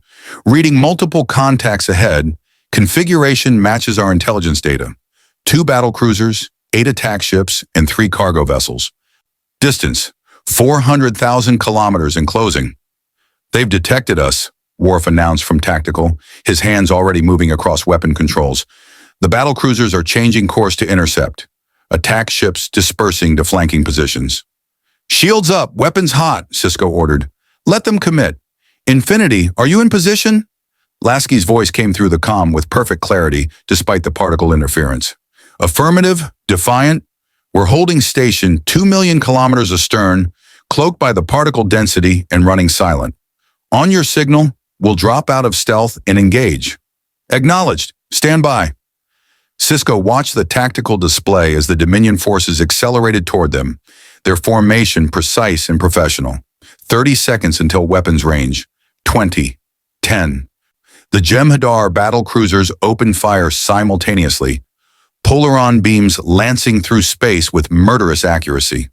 The Defiant's shields flared, absorbing the initial assault, while O'Brien frantically rerouted power to maintain defensive integrity. Shields holding at 70%, O'Brien reported, his Irish accent thickening with stress. But if they keep that up, we'll be in trouble fast. Return fire, Sisko commanded. All weapons, target the lead battlecruiser. Make them think we're committed. The Defiant's pulse phasers hammered at the Dominion vessel. Orange energy bursts impacting shields with spectacular but ultimately ineffective results. The battlecruiser's defenses held easily, designed to absorb exactly this kind of assault. 20 seconds of concentrated fire. The Defiant's shields dropped to 50%. Benjamin, they're not adapting. They're just overwhelming us, Dax said urgently. If Infinity doesn't engage soon, we're going to lose shields completely. Sisko counted the seconds, trusting his tactical assessment despite every instinct screaming to order emergency warp. 3, 2, 1. Infinity, you're clear to engage. Light them up. Space behind the Dominion convoy distorted as Infinity dropped out of its holding position, the 5-kilometer supercarrier materializing like a vengeful god. Its MAC guns were already charged, firing solutions calculated during the approach, targeting systems locked despite the particle interference. The first MAC round obliterated the lead battlecruiser before its crew even registered Infinity's presence. The second shot followed 3 seconds later, eliminating the second battlecruiser with equally devastating efficiency. In 6 seconds, the Dominion convoy's primary defensive assets ceased to exist. The remaining attack ships scattered, their Vorta commanders recognizing too late that they'd been lured into a perfect kill zone. Infinity's point defense systems engaged, Anvil missiles streaking toward fleeing vessels, while longsword interceptors launched to pursue stragglers. Dominion forces are routing, Worf reported, satisfaction evident in his voice. 6 attack ships destroyed, 2 withdrawing at high warp. The cargo vessels are attempting to flee, but their engines are too slow. Hail the cargo ships, Sisko ordered. Standard surrender terms. If they power down weapons and shields, we'll allow their crews to evacuate before we destroy the cargo. The response came after 10 seconds. A Vorta's voice, calm despite the tactical catastrophe unfolding around them. This is Administrator Kellen. We acknowledge your terms and request 30 minutes to evacuate crew to escape pods. 15 minutes, Sisko countered, and you leave the Ketracel White intact. We're not letting you salvage it during evacuation. Agreed.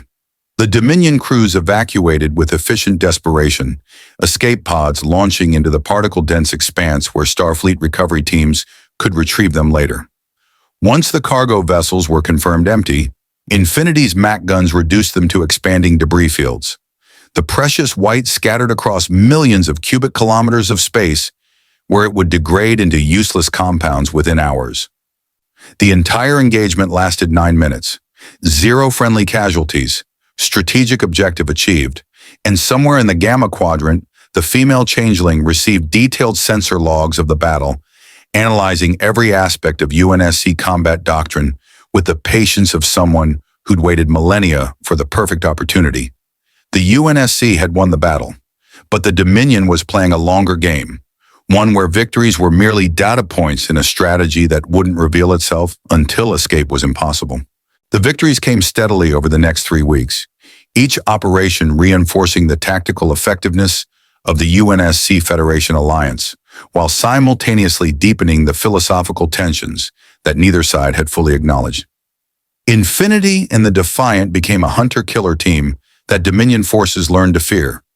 The combination of Starfleet's intelligence network and reconnaissance capabilities with UNSC overwhelming firepower created a strategic advantage the founders hadn't anticipated. But wars aren't won through tactics alone. They're won through understanding your enemy better than they understand themselves.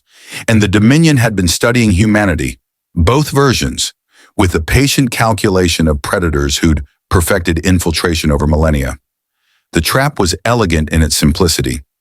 Deep Space Nine's Operations Center received the intelligence at 300 station time, when exhaustion made even experienced officers vulnerable to mistakes.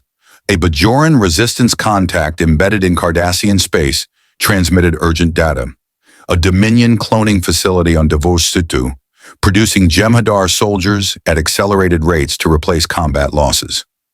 The facility was lightly defended, only a single battlecruiser and planetary defense grid, because the founders believed its location was secret. Destroying it would cripple Dominion force projection for months. Sisko stood in ops reviewing the intelligence packet, his command instincts immediately suspicious of convenient timing. Beside him, Dax analyzed the technical data, while Kira coordinated with Bajoran intelligence to verify the source. Odo stood silent, his golden eyes fixed on the sensor readings with the intensity of someone who recognized patterns others missed. The facility's real, Dax confirmed, cross-referencing the data against Starfleet intelligence databases. Location matches previous reports about Dominion cloning operations in that sector. The force composition is consistent with what we'd expect for a secondary production facility. It's also exactly the kind of target that would require both Infinity and Defiant to successfully assault, Odo observed quietly. Convenient, considering we've been operating as a coordinated team for the past 3 weeks. Kira looked up from her console, her resistance background making her defensive of the Bajoran intelligence network. You're suggesting our source has been compromised? That the Dominion is feeding us false information? I'm suggesting that in 3 weeks of joint operations, we've been remarkably successful, Odo replied. We've destroyed supply convoys, eliminated patrol groups, and disrupted Dominion logistics across 2 sectors. Every engagement has followed the same pattern. We receive intelligence, we plan an operation, we execute with minimal casualties and maximum effectiveness. That kind of operational success doesn't happen by accident. Sisko met Odo's eyes, recognizing the unspoken concern. You think the founders have been letting us win, building our confidence until they can spring a trap we won't see coming. I think the founders play games that last centuries, Odo said, and I think we've been so focused on tactical victories that we haven't questioned the strategic pattern. Every target we've hit has been significant enough to feel important, but not critical enough to trigger maximum Dominion response. They're studying us, Benjamin, learning our capabilities, our coordination protocols, our decision-making processes. To what end? Dax asked, though her expression suggested she was already forming theories. To find our weakness, Odo replied simply, and exploit it when the stakes are highest. The debate continued for another hour, officers arguing tactical merit versus strategic caution. Eventually, Sisko made the decision that would prove either vindication or catastrophe. They would assault the cloning facility, but with enhanced precautions, additional reconnaissance, fallback protocols, and contingency plans that assumed worst-case scenarios. Aboard Infinity, Captain Lasky received the mission briefing with similar skepticism. He stood in the CIC reviewing tactical projections, while Roland analyzed the intelligence data with AI precision. Commander Bradley coordinated with the Spartan command structure, preparing boarding teams for potential ground operations. And Master Chief stood at the tactical display, his armored form motionless as he studied the planetary defenses with the focus of someone who'd breached fortifications that should have been impregnable. Roland, analysis? Lasky asked, trusting his AI's computational power to identify anomalies human intuition might miss. The intelligence checks out on surface level, Roland reported, his avatar displaying the facility's schematics with annotated threat assessments. But there are inconsistencies. The defensive grid is lighter than we'd expect for a facility this strategically valuable. The orbital battlecruiser's patrol pattern leaves gaps that would allow infiltration or bombardment, and the facility's location, in Cardassian space but outside their primary defense perimeter, suggests either extreme secrecy or deliberate exposure. A trap, Bradley said flatly. They want us to commit to a ground assault where space superiority doesn't matter and Spartan capabilities become the decisive factor. Or they're genuinely vulnerable and we're overthinking it, Lasky countered, playing devil's advocate. The Dominion isn't omniscient. They make mistakes, have resource limitations, face coordination challenges like any military force. Sometimes a lightly defended target is just poor strategic planning. Chief finally spoke, his voice carrying the weight of 3 decades analyzing enemy tactics. The Covenant used this strategy. They'd sacrifice secondary facilities to draw us into ambushes at primary targets. We destroy the decoy, feel confident, then walk into prepared kill zones where they'd studied our assault doctrine and adapted countermeasures. And if we don't assault this facility because we're afraid of traps, we surrender the initiative, Lasky said, articulating the command dilemma that had no perfect solution. We let the enemy dictate our operations through paranoia rather than tactical assessment. Captain Lasky, incoming transmission from Deep Space Nine, the communications officer announced. Captain Sisko is requesting a secure conference. The holographic display activated, showing Sisko's ops center with his senior staff assembled. The Federation captain's expression carried the grim determination of someone who'd made an uncomfortable decision. Captain Lasky, I'm authorizing the assault on Devos 2, but I'm also ordering enhanced reconnaissance and contingency protocols. This operation feels wrong, but strategic necessity demands we act. Agreed, Lasky replied. We'll commit Infinity and a Spartan ground team, but we're maintaining escape routes and abort triggers. If this is a trap, we need to recognize it before we're too committed to extract. Understood. We launch in 6 hours. Sisko out. The hologram faded, leaving Infinity's command staff to finalize operational planning. Chief moved toward the hangar bay to brief his Spartans, his tactical mind already running through assault scenarios and identifying potential complications. He'd conducted hundreds of ground operations against fortified positions, Covenant fortresses, flood-infested installations, forerunner structures that defied physics. A Dominion cloning facility should have been straightforward, but his instincts, honed through decades of survival against overwhelming odds, were screaming warnings he couldn't articulate. 6 hours later, Infinity and Defiant dropped out of warp at the edge of Davos II's star system. The planet hung in space like a gray marble, its surface predominantly industrial complexes and manufacturing centers. Sensors immediately detected the Dominion battlecruiser in standard orbit, exactly where intelligence had predicted. Reading one Jem'Hadar battlecruiser, orbital weapons platforms at coordinates matching our intelligence data, Dax reported from Defiant's science station. No additional contacts in system. Defensive grid is active, but at standard alert levels, not combat readiness. Almost too perfect, Worf muttered from tactical, his warrior instincts mirroring Odo's earlier concerns. All ships, battle stations, Sisko ordered. Infinity, you're clear to engage the battlecruiser. Defiant will provide support and cover the Spartan ground insertion. Acknowledged, Lasky replied from Infinity's CIC. Weapons free, engaging hostile vessel. The UNSC supercarrier's MAC guns cycled up, targeting solutions locked despite the range. The tungsten penetrator crossed 300,000 kilometers in heartbeats, slamming into the Jem'Hadar battlecruiser's shields with kinetic energy that overwhelmed the defensive systems. The vessel's shields collapsed, armor buckled, and secondary explosions rippled through its hull before it could even return fire. Battlecruiser neutralized, Roland reported. Orbital defenses are powering weapons, but not firing. Either they're waiting for us to enter effective range, or something's wrong with their targeting systems. Chief, you're clear for insertion, Lasky transmitted to the Pelican dropships launching from Infinity's hangar. Approach vector is clean. No active targeting locks. Master Chief piloted the lead Pelican personally, his enhanced reflexes handling the atmospheric entry, while his tactical display showed 12 other Spartans in the assault element. They descended through Davos II's gray atmosphere, the industrial planet's surface resolving into massive production facilities that stretched across hundreds of square kilometers.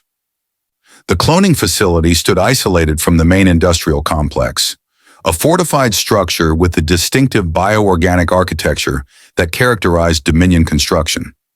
External sensors detected minimal activity, no visible defensive forces, no weapons emplacements tracking their approach.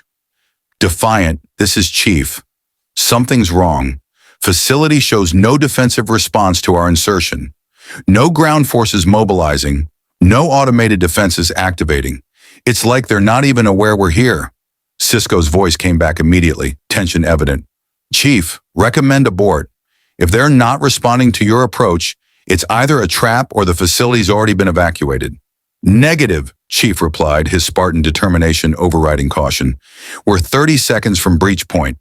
Mission parameters require confirmation of target status. We'll do a rapid reconnaissance and extract if the facility's empty. The Pelicans touched down in a defensive perimeter, their bay doors dropping as Spartans poured out in coordinated assault formation.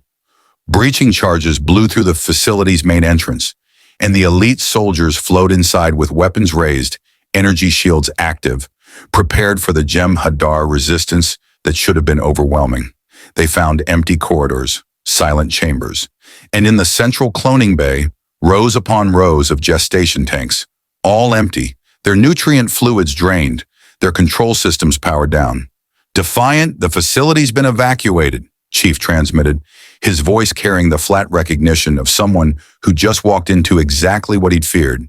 No personnel, no active cloning operations, no strategic value. This was bait. Chief, get out of there now, Sisko ordered urgently. If they evacuated the facility, they did it for a reason. The transmission cut off as subspace interference suddenly flooded the system. Chief's HUD lit up with proximity warnings as massive energy signatures materialized across Davos II's orbital space. Not one battlecruiser, not a dozen. 60 Dominion warships dropped out of warp simultaneously, their formation perfectly coordinated to create an encirclement that trapped both Infinity and Defiant within a kill zone that had been months in preparation. Battle cruisers, attack ships, and at the center of the formation, something neither Federation nor UNSC had encountered before. A Dominion dreadnought, 3 times the size of a battlecruiser. Its bioorganic hull pulsing with energy that made sensors scream warnings. And standing at its bridge, a female changeling smiled with the satisfaction of a predator who'd spent weeks studying her prey's every behavior, every tactical pattern, every psychological vulnerability.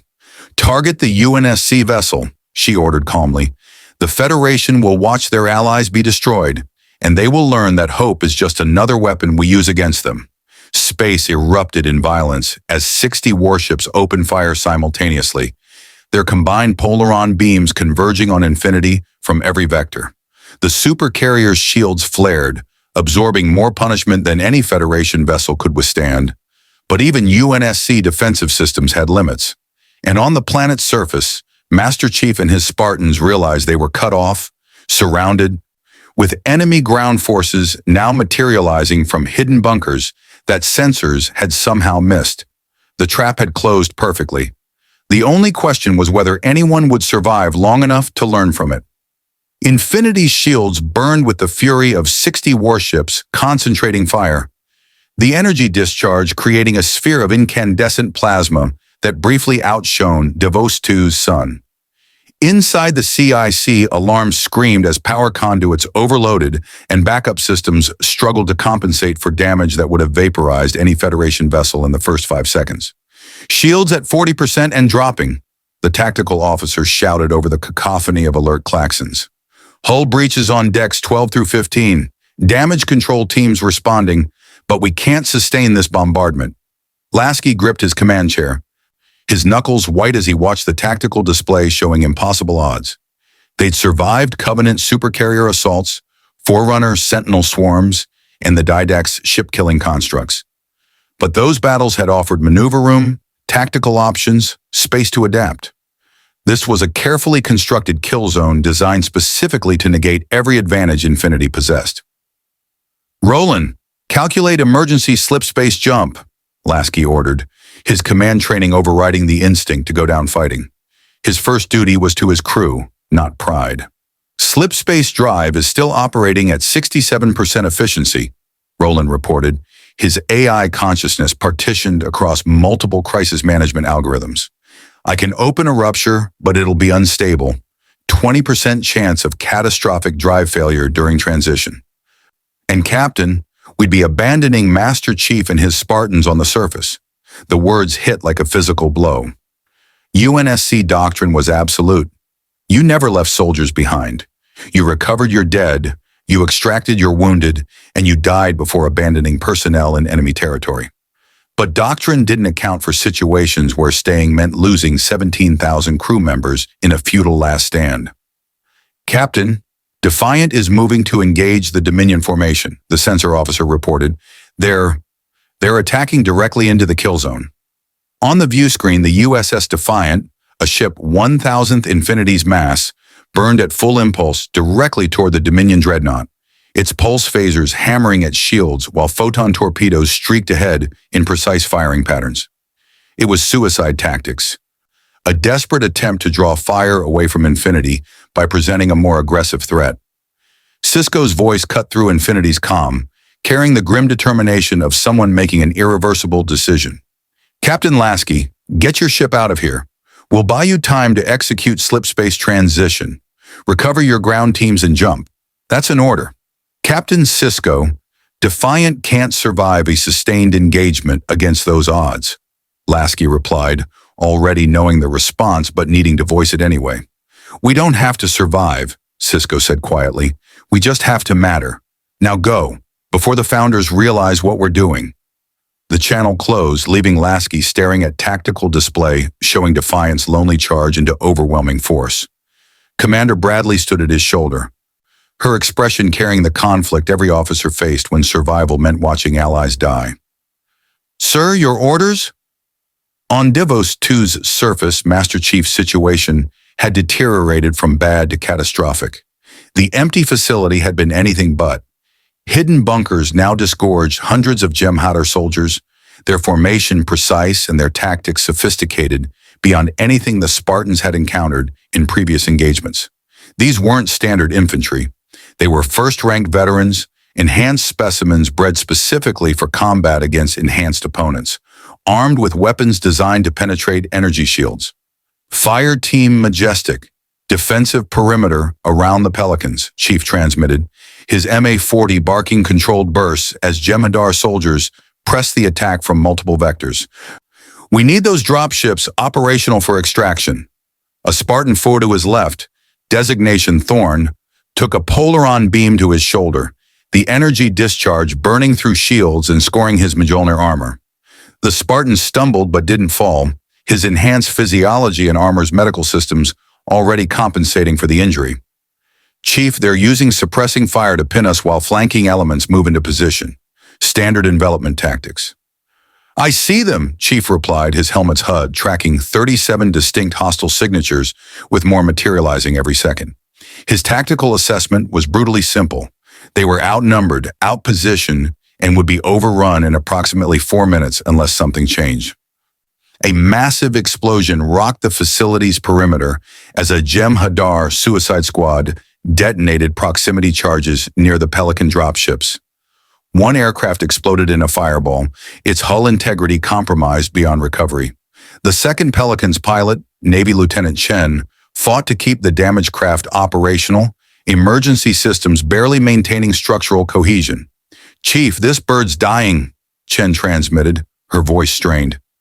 I can maybe get 6 of you out before the power core gives. That's it. 12 Spartans, 1 functional dropship with capacity for 6.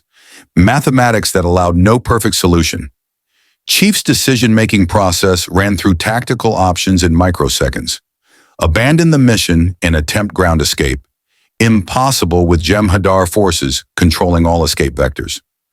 Request emergency beam out from Defiant. Impossible with transporter inhibitors now active across the facility. Hold position and wait for relief. Impossible when no relief was coming. Or option 4, ensure maximum number of Spartans survived, even if he wasn't among them. Fire Team Majestic, tactical retreat to the functional Pelican, Chief ordered, his voice carrying command authority that brooked no argument. 6 highest-ranked operatives extract immediately. Remaining personnel were establishing a defensive holdout to cover the extraction. Sir, that's a suicide order, Spartan Thorn replied immediately. We're not leaving personnel behind. You're following orders, Chief countered, his rifle eliminating 2 Jem'Hadar soldiers who'd broken cover too aggressively. Get to Infinity. Provide tactical intelligence on this ambush. That's worth more than dying together for no strategic gain. The argument died unfinished as reality intervened. A Jem'Hadar attack squad breached the Spartan perimeter through sheer numerical advantage, their Kartakan blades swinging with enough force to dent Mjolnir plating. Chief met them with the brutal efficiency of someone who'd spent his entire life in close-quarters combat. Precision strikes, lethal force, no wasted movement. 3 Jem'Hadar fell before their enhanced physiology even registered the damage. But for every enemy that fell, 2 more appeared. The mathematics of attrition warfare became unavoidable.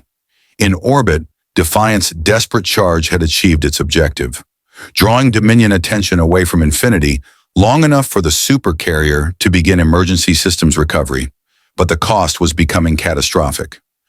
Defiant's ablative armor burned away under sustained Polaron bombardment. Shields collapsed entirely, and hull breaches vented atmosphere in shrieking geysers. Sisko held his command chair as the ship bucked from another devastating hit, his bridge crew working with the desperate efficiency of professionals who knew death was seconds away. Dax, time to warp core breach? 3 minutes, Dax reported, her trill spots pale with stress as she fought to keep primary systems online. Maybe 4 if O'Brien performs a miracle. I'm trying, O'Brien shouted from engineering, his hands moving across controls with the frantic energy of someone refusing to accept impossible situations. But we've lost 2 plasma manifolds and the warp core containment is degrading. We need to evacuate. Not yet, Sisko interrupted, his command decision absolute. Infinity needs 2 more minutes to recover shield capacity for slipspace transition. We give them 2 more minutes. Worf looked up from tactical, his Klingon warrior spirit recognizing the honor and futility of the choice simultaneously. Captain, Defiant will not survive 2 more minutes. Then we make them count, Sisko replied, his voice carrying the weight of command decisions that define character in the darkest moments. All remaining power to forward weapons. Target that dreadnought's shield generators. If we're going down, we're taking something with us. Aboard the Dominion dreadnought, the female changeling watched Defiant's suicidal assault with the calculating interest of a scientist observing an experiment's results. The Federation vessel should have retreated, should have abandoned its UNSC allies and saved itself. That it chose sacrifice over survival confirmed her analysis. The Federation's greatest weakness was their sentimentality, their inability to prioritize strategic necessity over emotional attachments. Status of the UNSC vessel? She asked her Vorta administrator. Shields recovering, slipspace drive charging, the Vorta reported. They're preparing to abandon the system. Our ground forces have successfully trapped their enhanced soldiers, the Spartans, on the planetary surface. Shall we intensify orbital bombardment to prevent extraction? The changeling considered, her liquid form rippling with contemplation. No, let them flee. Let them take the memory of this defeat back to their Federation allies. Let them understand that their vaunted technology means nothing against superior strategy. She smiled, her expression carrying millennia of patient victory over those who believed strength alone could determine outcomes. And begin analyzing the tactical data on Spartan combat effectiveness. The founders will want detailed assessments for future operations.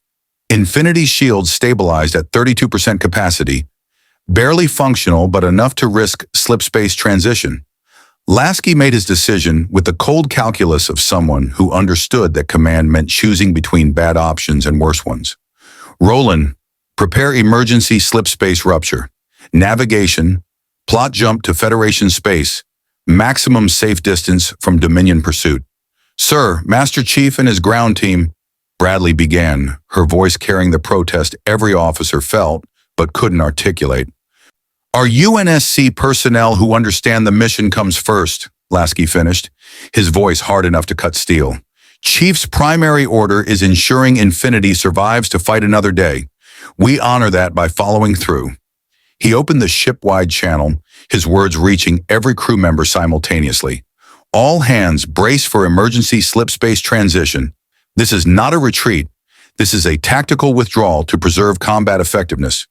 We will return for our people. That's a promise. On the surface, Chief heard the transmission through his helmet's comm and understood immediately. Infinity was leaving. The Spartans were on their own. It was the right tactical decision, the only decision that made strategic sense. That didn't make it easier to accept. All Spartans, extraction is compromised, Chief transmitted to his team. Primary objective is now survival and evasion. We scatter, evade Dominion capture, and wait for retrieval opportunity. ROE is weapons free. Anything hostile between you and escape is a valid target. Chief, there's no escape, Spartanthorn said bluntly, his tactical assessment recognizing what everyone knew. We're surrounded by hundreds of hostiles, no extraction possible, and the Dominion knows exactly what we're worth as intelligence assets. They'll hunt us until we're captured or dead. Then we make them pay for every meter, Chief replied, his voice carrying the absolute certainty of someone who'd survived impossible situations through sheer refusal to quit. Spartans don't surrender. We adapt, we survive, we win. In orbit, Infinity's slipspace drive tore a rupture in dimensional fabric with the violent energy of technology being pushed past safe operational limits. The supercarrier vanished into the churning vortex, leaving behind Defiant to face its final seconds alone. Sisko watched the view screen as the Dominion dreadnought's weapons charged for a killing blow, photon torpedoes exhausted, shields gone, hull integrity at 14%. He thought of his son Jake, his crew, his duty to Starfleet and the Federation. He thought of Infinity escaping with 17,000 souls who would live to fight another day because Defiant had bought them time. It's been an honor serving with you, he said quietly to his bridge crew, his voice carrying the calm acceptance of someone who'd made peace with mortality. Dax smiled despite the tears streaming down her face. The honor was ours, Benjamin. The dreadnought fired. Space filled with white light as Defiant's warp core breached catastrophically. The antimatter containment failure, releasing enough energy to vaporize the ship instantaneously. The explosion was so violent that nearby Dominion vessels were caught in the blast wave, 2 attack ships tumbling out of formation with critical damage. Then silence. Defiant was gone, her crew of 50 scattered as atoms across the orbital space, their sacrifice measured in the 2 minutes and 17 seconds they'd bought for Infinity's escape. On Davos 2's surface, Chief watched the orbital flash through his helmet's visor and understood what it meant. The Defiant had died, buying them time that now felt hollow. He was alone on a hostile planet, surrounded by enemies with 5 other Spartans scattered across the facility complex and no hope of immediate extraction. He'd been in worse situations, not many but some. All Spartans, rally point is grid reference Delta 7, Chief transmitted, already moving toward the facility's maintenance tunnels where sensors would have difficulty tracking them. We're going dark. Radio silence unless tactical emergency. Stay alive. That's an order. The Jem'Hadar forces closed in, their victory seemingly complete. A Federation starship destroyed, the UNSC supercarrier fleeing in damaged retreat, and Spartan super soldiers trapped on the surface with nowhere to run. The female changeling congratulated herself on a strategy executed flawlessly, her study of solid behavior proving its worth once again. But she'd made one critical miscalculation. She'd assumed Master Chief would behave like a soldier facing impossible odds. She hadn't considered that he'd been facing impossible odds since age 6, and that survival against overwhelming force wasn't the exception for Spartans. It was their defining characteristic. The Dominion had won the battle decisively, but the war was far from over, and they just created an enemy who understood exactly how dangerous the Founders could be. And Master Chief had 30 years of experience proving that understanding your enemy was the first step to beating them. The tunnels beneath the Davos 2 cloning facility stretched for kilometers. Maintenance corridors designed for Jem'Hadar workers who never questioned orders and never required creature comforts. Chief moved through the darkness with his helmet's night vision active, his Mjolnir armor's footfalls barely audible despite weighing half a ton. Behind him, 5 Spartans maintained tactical spacing, survivors of the initial ambush who'd fought through overwhelming force to reach the rally point. Motion sensors detect Jem'Hadar search parties on the surface. Spartan Thorn reported quietly, his armor's passive sensors tracking enemy movement patterns. They're conducting systematic sweeps, grid by grid, professional tactics. They're not rushing, they're patient. Because they know we can't leave the planet, Chief replied, his tactical mind analyzing their situation with brutal honesty. No extraction possible, no allies in system, limited ammunition and supplies. Against an enemy with numerical superiority, complete intelligence on their capabilities, and no time pressure to force mistakes. The mathematics suggested capture or death within 72 hours. Chief had survived worse odds by refusing to accept mathematical inevitability. We need intelligence on Dominion command structure in this sector. Who's coordinating the search, what resources they're committing, and most importantly, what they're willing to risk to capture us intact. They'll want us alive, another Spartan, designation Madsen, observed grimly. Enhanced soldiers with classified UNSC augmentation procedures? Were intelligence assets worth more than tactical victories? Which gives us leverage, Chief said, an idea forming with the kind of desperate clarity that came from 3 decades of impossible situations. The Dominion thinks we're trapped, valuable, and vulnerable. We use those assumptions against them. 300 kilometers above, aboard the Dominion dreadnought, the female changeling reviewed tactical assessments with her Vorta administrator. The battle had been decisive. 1 Federation starship destroyed, the UNSC supercarrier driven from the system with significant damage, and 6 Spartan super soldiers cornered on a planet the Dominion controlled absolutely. It was victory by any strategic measure. Yet something troubled her. The UNSC vessel had fought with a ferocity that seemed almost desperate. But its retreat had been too orderly, too controlled. They'd withdrawn exactly when survival required it, showing none of the emotional paralysis that had plagued Federation forces throughout the war. That suggested tactical sophistication the Founders' intelligence hadn't fully appreciated. Status of the Spartan recovery operation? She asked, her liquid features settling into an approximation of Vorta physiology. Ground forces have established containment perimeter, the Vorta reported efficiently. The enhanced soldiers have taken refuge in the maintenance tunnel network beneath the facility. We're conducting systematic searches with Jem'Hadar hunter-killer teams. Estimated capture time, 36 hours.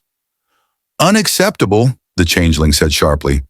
Every hour those soldiers remain free is an hour they're analyzing our tactics, studying our procedures, learning our vulnerabilities, deploy chemical agents into the tunnel system, force them to surface or suffocate underground.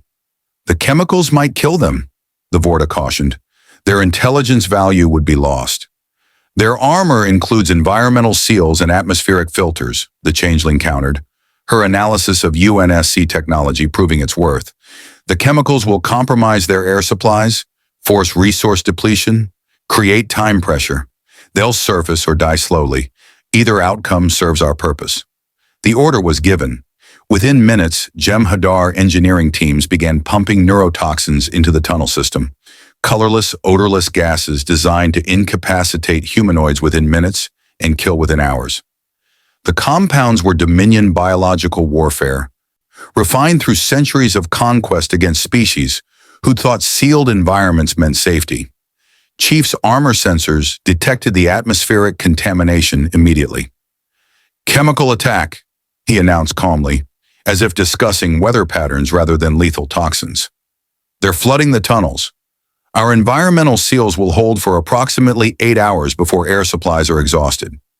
After that, we're operating on rebreather reserves, maybe 2 hours. So we have 10 hours before we're forced to surface, Thorne calculated, his tactical training recognizing the trap's elegance. They're not trying to kill us quickly.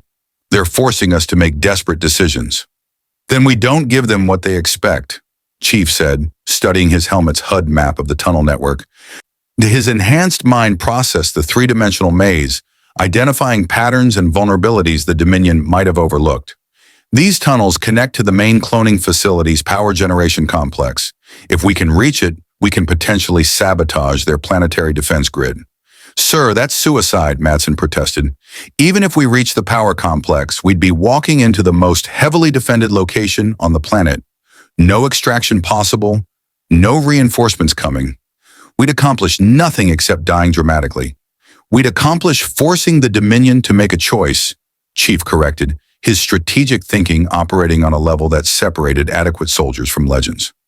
Right now, they're conducting a patient search because they control all variables. If we threaten critical infrastructure, they have to respond aggressively, which means rushing, making mistakes, creating opportunities. Opportunities for what? Thorne asked. We still can't escape the planet. No, Chief agreed, but we can make rescuing us worth the Dominion's attention. If we're threatening to destroy facilities the Founders consider valuable, they'll negotiate. And negotiation means communication. Communication means intelligence gathering. Intelligence gathering means leverage. The Spartans processed this tactical evolution, recognizing the shift from survival to strategic offense. They were surrounded, outnumbered, and doomed by any conventional assessment. But Spartans didn't survive through conventional thinking. They survived by recognizing that even losing situations contained variables that could be manipulated. We're with you. Chief, Thorne said simply, his statement echoed by the others. They moved deeper into the tunnel network, away from the surface and toward the facility's geothermal power core. The neurotoxins grew thicker as they descended, their armor's environmental warnings flashing amber as filtration systems worked overtime to maintain breathable atmosphere. Time became the enemy, not just the 10-hour countdown to air supply exhaustion, but the knowledge that every minute delayed was a minute the Dominion had to reinforce their defenses. Meanwhile, 17 light-years away, UNSC Infinity emerged from slipspace with its shields barely functional, and its crew shaken by the first clear defeat they'd suffered since arriving in this galaxy. Captain Lasky stood in the CIC, his command mask firmly in place despite the hollow feeling that came from abandoning personnel in enemy territory. Damage report, he ordered, his voice steady despite the circumstances. Shields will need 48 hours for full regeneration, the engineering officer reported. Hull breaches are contained. Casualties are surprisingly light. 17 injured, none fatal. But Captain, our slipspace drive is operating at 53% efficiency after that emergency jump. Roland estimates we need at least 72 hours of maintenance before attempting another transition, which means we can't immediately return to Davos 2 for extraction operations, Commander Bradley said quietly, articulating the tactical reality everyone understood. Even if we could, jumping back into a system with 60 Dominion warships would just get us destroyed without accomplishing the rescue. Lasky nodded, accepting the strategic assessment while hating its implications. Roland, analysis. What are Chief's survival odds? The AI's avatar appeared, his usual confidence replaced by something approaching concern, as close as artificial intelligence could approximate worry for a comrade. In a conventional tactical assessment, 0%. 6 Spartans against an entire planet's worth of Dominion forces, no extraction possible, no resupply available. They should be captured or killed within 72 hours.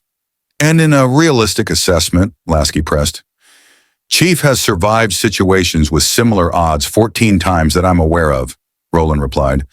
He's been declared KIA on 6 separate occasions and returned alive each time. He destroyed a Covenant supercarrier from the inside, stopped a Halo ring activation, defeated the Didact, a Forerunner warrior king who'd survived 100,000 years. Conventional probability doesn't apply to Master Chief. He doesn't beat odds. He makes them irrelevant through sheer refusal to accept defeat. That's not a tactical analysis, Bradley observed. That's mythology. Maybe, Roland agreed. But mythology exists because some individuals perform at levels that exceed rational explanation. Chief is one of those individuals. My recommendation, we repair Infinity, coordinate with whatever remains of the Federation fleet, and prepare an extraction operation. Because Chief will create an opportunity. I don't know how, but he will. He always does. Lasky made his decision. Helm, set course for Deep Space Nine. We need to inform Captain Sisko. He paused, memory catching up with events. Sisko had commanded Defiant in that suicidal charge that bought Infinity's escape. Sisko had bought them time with his life. Sir, we're receiving a transmission, the communications officer interrupted. It's from Deep Space Nine. Captain Sisko is... He's alive, sir. The CIC fell silent as the viewscreen activated, showing Benjamin Sisko's face, bruised, exhausted, but unmistakably alive.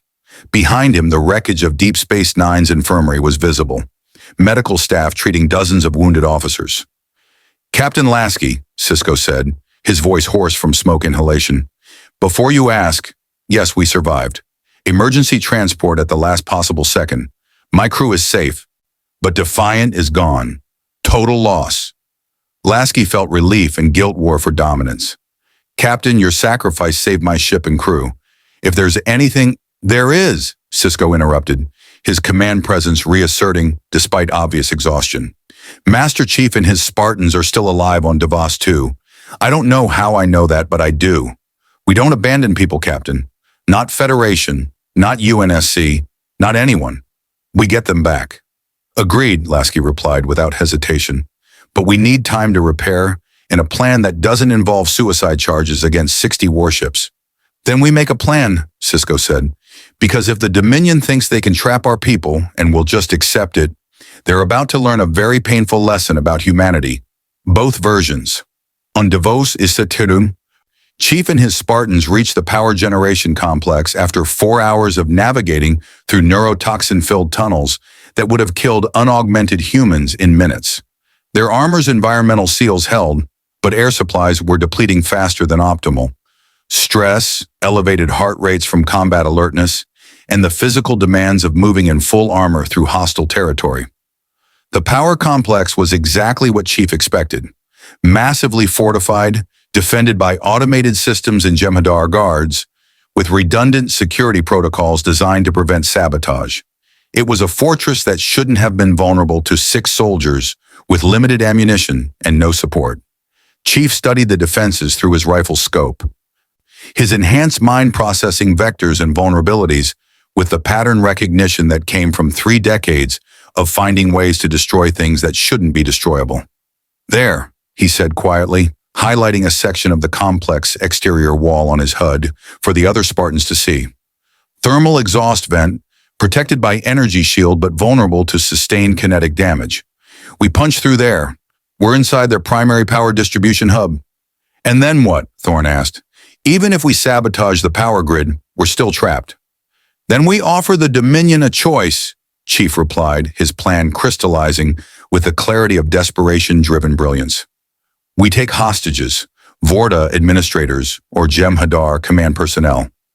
And we negotiate, not for our freedom, for intelligence.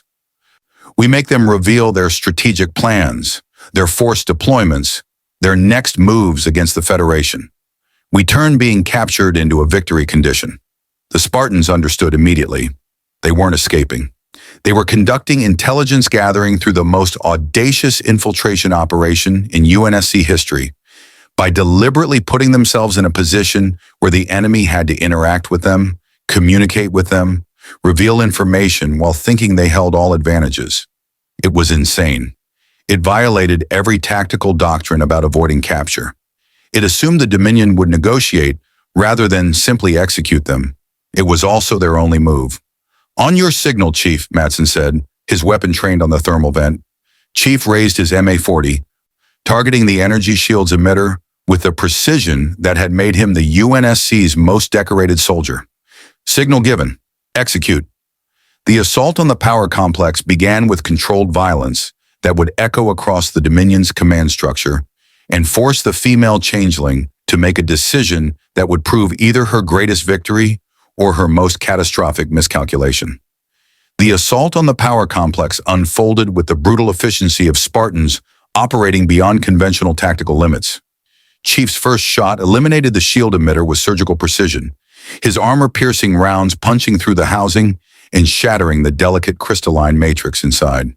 The energy barrier flickered and died, leaving the thermal exhaust vent exposed. Breaching charge now, Chief ordered, already moving toward the opening as Spartan Madsen slapped a plasma cutter against the reinforced Durasteel grating. The explosion was controlled but violent, blowing a 2-meter hole through the vent's protective cover. Alarms immediately screamed across the facility as automated security systems detected the intrusion. Chief dropped through the opening, his armor's shields absorbing the 3-story fall as he landed inside a maintenance corridor filled with power conduits that pulsed with energy. The other Spartans followed in rapid succession, their movements coordinated through decades of training and the neural enhancement that made them function as a single tactical organism. They'd breached hundreds of facilities during the Covenant War, starships, orbital platforms, ground installations, and this Dominion power complex, for all its alien architecture, followed the same fundamental principles. Power generation required coolant systems, distribution required control nodes, and security required centralized monitoring. Find those nodes and you could cripple the entire facility.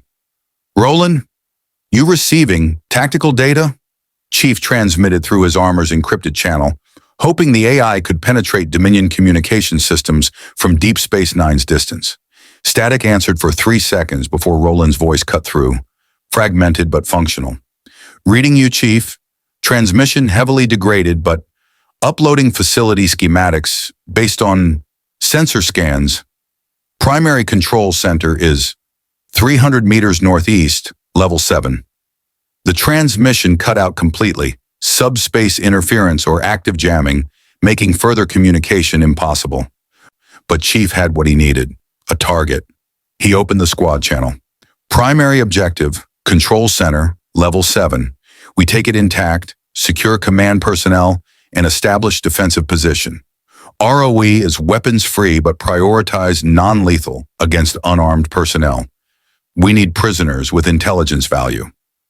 The Spartans moved through the facility like phantoms, their enhanced speed and tactical coordination, allowing them to bypass automated defenses and eliminate Jem'Hadar guards before alerts could propagate. It wasn't stealth in the traditional sense. There was no hiding half-ton armored soldiers. But it was violence applied so quickly and decisively that enemy response couldn't coordinate. 2 Jem'Hadar soldiers emerged from a side corridor, their Kartakan blades raised in defensive posture. Chief's MA-40 barked twice, armor-piercing rounds punching through their body armor with fatal precision. The soldiers dropped without making a sound, their genetically enhanced physiology insufficient against weapons designed to kill Covenant elites wearing energy shields. "Contact ahead, heavy concentration," Spartan Thorn reported, his motion sensors detecting multiple biosigns converging on their position. "They're organizing a defensive line at the control center entrance. Estimate 20 hostiles, fortified position." "Suppressing fire in advance," Chief ordered, his tactical mind recognizing that hesitation meant encirclement. "Madsen, Thorn, flanking positions. Everyone else, direct assault. We punch through before they can establish crossfire." The Spartans executed with practiced violence. Grenades preceded their advance, fragmentation devices that filled the corridor with lethal shrapnel, forcing defenders to choose between maintaining position or seeking cover. In that moment of confusion, Chief led the frontal assault, his shields absorbing polaron beam fire that would have vaporized unarmored humans. A Jem'Hadar first, veteran warrior with scars testifying to decades of combat, met him with Karatakan blade, swinging in a strike designed to decapitate.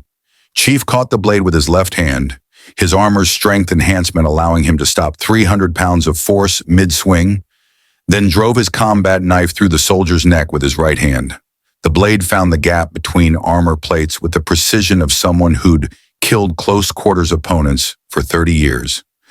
The Jem'Hadar defensive line collapsed in 43 seconds. 20 soldiers, genetically perfected warriors bred for combat, eliminated by 6 Spartans who'd learned warfare against enemies far more dangerous than anything the Dominion had fielded. The control center's blast doors stood before them, reinforced duranium designed to withstand orbital bombardment. Chief placed a breaching charge, not plasma cutter this time, but a focused antimatter explosive that the UNSC reserved for situations requiring absolute door removal. "Breaching in 3, he announced, his Spartans taking cover positions. 2, 1. The explosion wasn't just loud, it was reality warping. Antimatter annihilating matter in a release of energy that turned the blast doors into expanding plasma. The shock wave hammered through the corridor, and Chief moved through the smoke before it cleared, his enhanced reflexes processing the control center's interior in microseconds. 4 Vorta administrators stood frozen at control stations, their genetically engineered features showing the kind of shock that came from having supposedly impregnable defenses breached in under 10 minutes. Behind them, 2 Jem'Hadar guards reached for weapons with reflexes enhanced by Ketracell white stimulation. "Move and you die," Chief said flatly, his MA-40 trained on the nearest guard. "Hands visible, weapons down. Nobody makes this complicated." The guards hesitated, their conditioning warring with tactical reality. They'd been bred to view death in combat as the highest honor, but something about the armored figure who just killed 20 of their comrades gave them pause. Perhaps it was the absolute certainty in his voice. Perhaps it was the casual competence that suggested he'd done this 1,000 times. Perhaps it was the 6 other Spartans who'd materialized behind him, their weapons trained with precision that promised instant death. The guards dropped their weapons. "Smart choice," Chief said, moving to the primary control station where a Vorta administrator stood trembling. "You're going to shut down the planetary defense grid, transmit surrender codes to Dominion vessels in orbit, and establish communication with your command structure. You do this quickly and accurately, nobody dies. You resist, you make mistakes, or you try anything clever. And I demonstrate what Spartan close-quarters combat doctrine looks like when we stop being polite." The Vorta, designation Kievan based on his uniform insignia, managed to find his voice despite obvious terror. "You're insane. The founders will never negotiate with soldiers who've already lost. This facility is surrounded by thousands of Jem'Hadar. You've accomplished nothing except guaranteeing your own deaths." "Maybe," Chief agreed, his helmet's emotionless visor reflecting Kievan's frightened face. "But we'll accomplish it loudly, dramatically, and while destroying enough infrastructure to cripple Dominion operations in this sector for months. Or you can transmit those codes and we all walk away from this with something valuable. Your choice. You have 10 seconds." Kievan looked at the armored soldiers, at the bodies of elite Jem'Hadar warriors scattered throughout the facility, at the absolute certainty radiating from the Spartan leader. He made the calculation that defined Vorta's survival instinct. Personal preservation outweighed ideology. "I'll transmit the code," he said quietly, his hands moving toward the control panel. Aboard the Dominion dreadnought, the female changeling received the transmission with emotions that her species rarely experienced: genuine surprise and the first stirrings of concern. The facility's planetary defense grid had shut down, surrender codes were broadcasting, and sensor readings indicated that 6 enhanced soldiers had accomplished in minutes what should have taken a battalion days. "Establish communication with the facility," she ordered, her liquid form rippling with the effort of maintaining humanoid configuration under stress. "I want to know what those soldiers want." The view screen activated, showing the power complex's control center, and standing at the primary console, surrounded by terrified Vorta and disarmed Jem'Hadar, was a figure in green armor whose helmet turned toward the camera with the focus of someone who'd been waiting for exactly this moment. "This is Master Chief Petty Officer John 117, UNSC Special Warfare," Chief said, his voice carrying none of the negotiation or diplomacy that typically characterize hostage situations. "I have 4 Vorta administrators and 6 Jem'Hadar personnel under my control. I have access to your facility's power grid, defense systems, and enough antimatter explosives to turn this complex into a crater visible from orbit. And I have a list of intelligence requirements I need satisfied before we discuss terms." The female changeling studied him with the intensity of someone who'd underestimated an opponent and was rapidly recalculating strategy. "You're in no position to make demands, you soldier. You're trapped on a planet with no extraction possible, surrounded by forces that will eventually overwhelm you. Surrender now, and I promise you'll be treated according to—" "You're wasting my time," Chief interrupted, his tactical assessment recognizing negotiation theater when he heard it. "I don't surrender. I don't negotiate for my freedom. What I do is gather intelligence on enemy operations, force multiplication capabilities, and strategic weaknesses. You're going to provide that intelligence because the alternative is watching me destroy facilities the founders consider valuable. And if I refuse?" Chief's response was to turn towards Spartan Thorn and nod. The Spartan 4 moved to a secondary control panel and initiated a power cascade that sent energy surging through distribution nodes in catastrophic overload. Across the facility, transformers exploded, coolant lines ruptured, and backup generators shut down automatically to prevent total system failure. 15% of Devasa 2's industrial capacity went dark in 3 seconds. "That was me being polite," Chief said, turning back to the view screen. "Next time I'm less polite.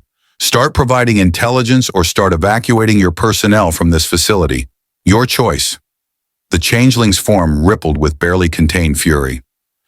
She'd orchestrated this ambush perfectly, studied the UNSC's capabilities extensively, and prepared countermeasures against every tactical option. But she hadn't prepared for soldiers who treated capture as an intelligence-gathering opportunity, who weaponized their own defeat into leverage. "What do you want to know?" she asked finally, her pragmatism overriding pride.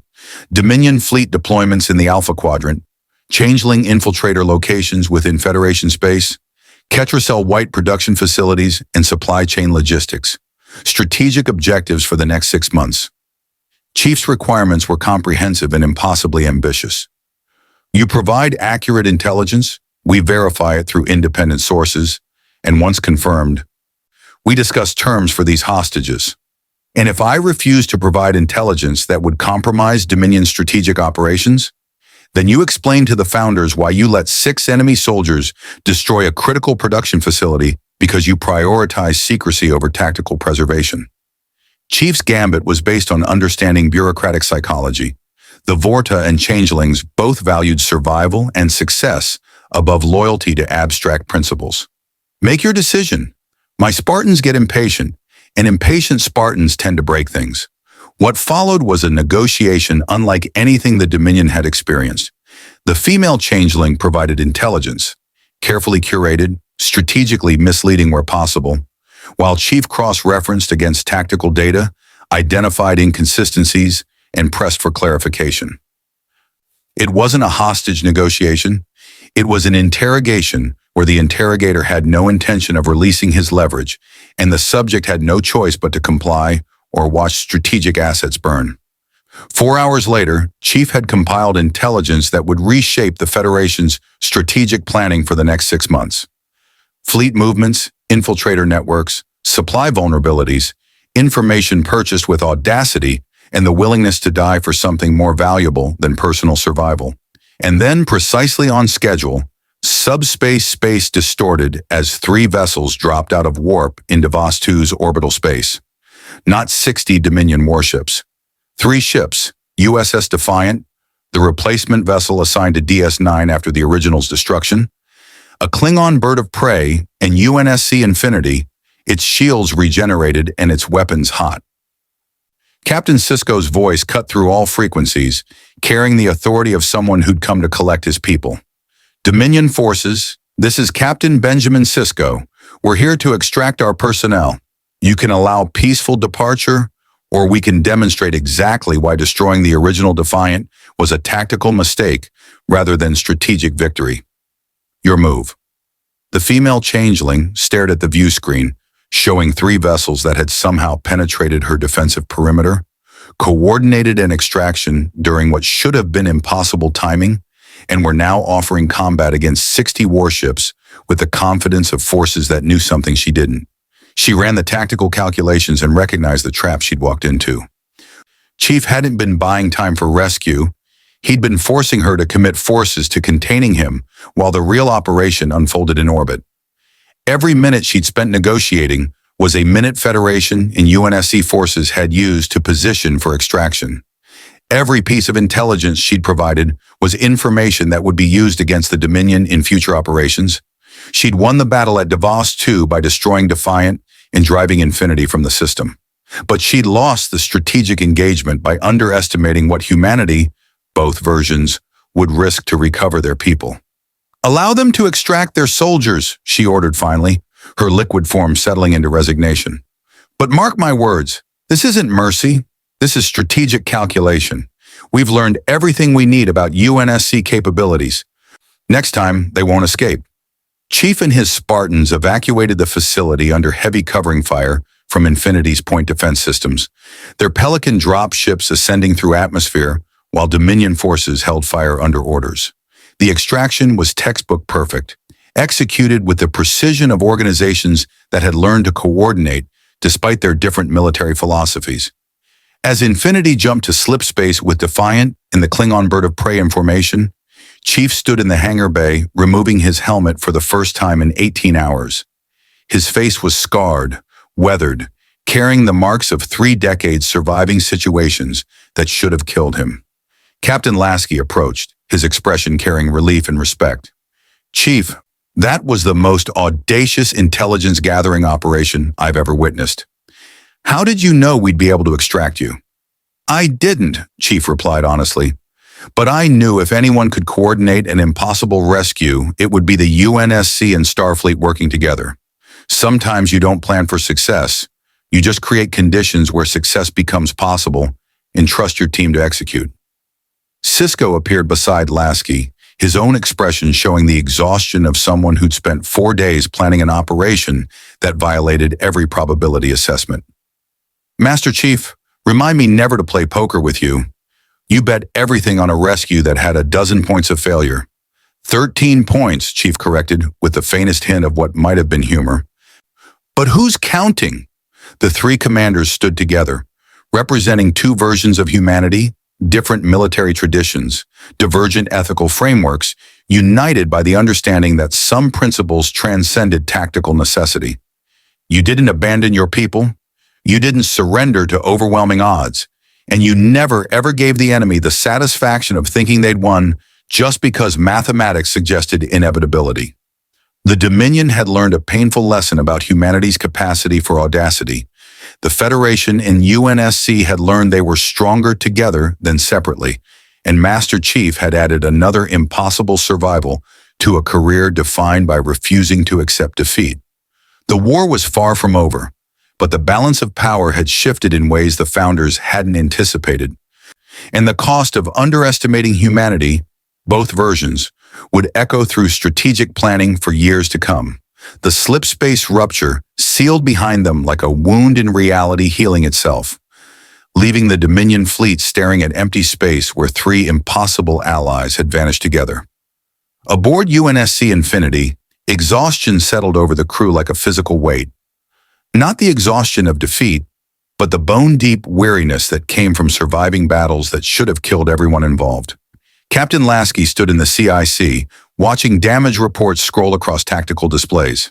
72 hours of continuous repair operations lay ahead before Infinity would return to full combat effectiveness. The slipspace drive had survived the emergency jump, but just barely. Roland's projections suggested they had maybe 3 more transitions before requiring extensive maintenance that would need facilities and resources they didn't have in this galaxy. "Captain, incoming transmission from Deep Space Nine," the communications officer announced. "It's Captain Sisko." The view screen activated, showing Sisko in DS9's Operations Center.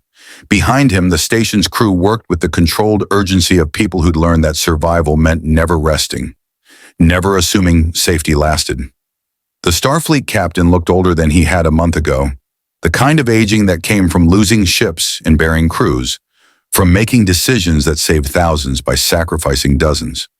"Captain Lasky," Sisko said, and his voice carried something beyond relief or gratitude. It carried respect earned through shared crisis. "Your ship and crew performed beyond any reasonable expectation. Master Chief's intelligence gathering from Davos 2 has already proven invaluable. Starfleet Command is restructuring defensive operations across 3 sectors based on what you recovered." "Chief deserves the credit," Lasky replied. "He turned a trap into an intelligence coup. That's what Spartans do. They find ways to win when winning shouldn't be possible." "I'm beginning to understand that." Sisko paused, and something unspoken passed between them. The recognition that they'd both made impossible choices, both sacrificed ships and people for strategic necessity, both learned that command meant living with decisions that haunted your sleep. "Captain, I need to ask, what are your intentions now? Infinity is damaged. Your slipspace drive is operating on borrowed time, and the Dominion knows everything about your capabilities. Staying in this galaxy puts you at perpetual risk." Lasky glanced at Commander Bradley, then at the tactical display showing Federation space under siege by forces that outnumbered them catastrophically. A month ago, he'd have ordered Roland to calculate the fastest route home, repair the drive, find a way back to UNSC space, and let this galaxy's wars remain their own problem. His obligation was to his crew, to 17,000 people who'd followed him into hell repeatedly and deserved to see home again. But a month ago, he hadn't watched Captain Sisko sacrifice the Defiant to save Infinity. Hadn't seen Master Chief and 5 Spartans hold an entire planet hostage through sheer audacity. Hadn't learned that this galaxy's version of humanity had built a federation spanning 150 worlds through principles that somehow survived contact with existential warfare. "We stay," Lasky said simply, "until we've helped turn the tide of this war, or until our ship literally can't function anymore. The UNSC doesn't abandon allies, Captain. And whether we planned it or not, the Federation became our ally the moment you put Defiant between us and that Dominion dreadnought." Relief washed across Sisko's face, brief but genuine. "Thank you, Captain. We'll make it count." In Infinity's armory, Master Chief conducted post-mission equipment maintenance with the ritual precision that had defined his entire existence. Mjolnir armor plates received detailed inspection. Weapons were disassembled and cleaned, every system verified and logged. Around him, surviving Spartans from the Davos 2 operation did the same, their movements synchronized through decades of shared training and combat experience. Spartan Thorn approached, his armor showing fresh repairs from the facility assault. "Chief, got a question. We've been fighting the Covenant for 30 years. We won that war, survived extinction, and earned the right to go home. Why are we still here, fighting someone else's war in a galaxy that isn't ours?" Chief didn't look up from his rifle maintenance, his hands moving with practiced efficiency. "You ever read the Spartan Creed? I will never leave a fallen comrade to fall into enemy hands." He finally met Thorn's eyes. Captain Sisko and his crew became our comrades when they risked everything to extract us from Davos 2. The Federation became our comrades when they shared intelligence, resources, and tactical coordination without demanding we compromise who we are. We don't measure allegiance by shared geography. We measure it by shared sacrifice. Even if that sacrifice means we never get home? Especially then, Chief replied, because if we only fight when it benefits us, we become mercenaries. And Spartans aren't mercenaries. We're soldiers. There's a difference. Thorne nodded slowly, accepting the logic that defined why enhanced warriors created from childhood trauma somehow maintain humanity while fighting wars that should have stripped it away. Understood, Chief. We're with you. On Deep Space Nine, Captain Sisko stood before the wardroom's viewport, watching Infinity's massive silhouette against Bajor's orange-hued disk. Odo materialized beside him, the changeling's golden eyes studying the UNSC supercarrier with the analytical focus that made him the station's most effective security chief. They're staying, Odo observed. It wasn't a question. They're staying, Sisko confirmed. That's either the best news we've received in 2 years or a complication we haven't fully understood yet. Odo's skepticism was professional, not personal. Years of dealing with Dominion infiltrators had taught him to question convenient alliances. Their military doctrine is more aggressive than Starfleet's. Their weapons are designed for overwhelming force, and their enhanced soldiers represent capabilities the Federation has explicitly rejected on ethical grounds. We're allying with people who create warriors from children. We're allying with people who survived 30 years of genocidal warfare by making impossible choices, Sisko countered. Yes, the Spartan program is ethically troubling. Yes, their weapons prioritize destruction over precision. But they're also human, Odo. They value the same things we do. They just express those values through different military traditions. He turned from the viewport. The Dominion thinks the Federation's principles make us weak. The UNSC proves that strength and principles aren't mutually exclusive. We need that lesson right now. And when the war's over, Odo pressed, assuming we survive, assuming we win, what happens to Infinity and its crew then? Do they stay in our galaxy permanently? Do we help them find a way home? Do we risk creating a permanent dimensional corridor that could allow threats from their reality to invade ours?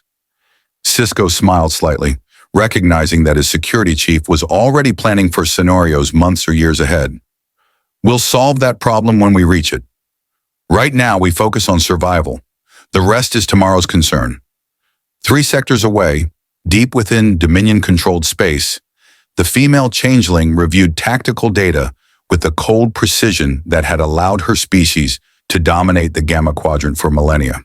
The Davos 2 operation had been a defeat, not militarily, but strategically. She'd destroyed 1 Federation vessel, damaged the UNSC supercarrier, and demonstrated that even overwhelming force could be outmaneuvered through audacity and tactical innovation. But she'd also revealed Dominion tactical doctrine, exposed force deployments, and allowed the Federation to recover intelligence that would reshape the war's trajectory. Worse, she'd unified 2 versions of humanity who might otherwise have remained cautious allies. Shared crisis created bonds stronger than political treaties. What is your assessment? She asked her Vorta administrator, the one who'd been held hostage by Spartan soldiers and lived to provide detailed observations. The UNSC represents a threat we haven't fully calculated, the Vorta replied carefully. Their weapons technology is comparable to ours, their tactics are more aggressive, and their enhanced soldiers operate at effectiveness levels that exceed Jem'Hadar capabilities in certain scenarios. But Captain, they also represent an opportunity. Explain. They're desperate, the Vorta continued. Stranded in our galaxy, unable to return home, fighting for principles rather than survival. Desperation makes people vulnerable to manipulation.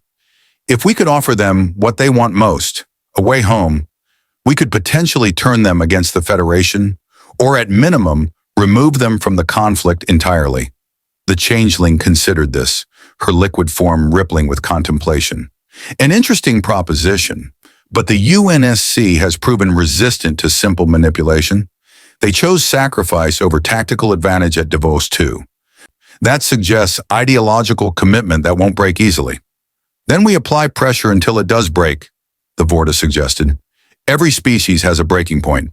We find theirs. The changeling smiled, her expression carrying the patience of someone who measured campaigns in years rather than months. Begin analysis. But remember, the Federation thought they understood humanity's breaking point too. They were wrong. Don't underestimate what these people will endure when they believe the cause is just. Aboard Infinity, in the quiet hours of Gamma Shift when most crew slept and only essential personnel maintained watch, Captain Lasky stood in the observation deck staring at unfamiliar stars. Somewhere in this galaxy, or perhaps another galaxy entirely, separated by dimensional barriers they barely understood, Earth existed. His Earth. UNSC Command.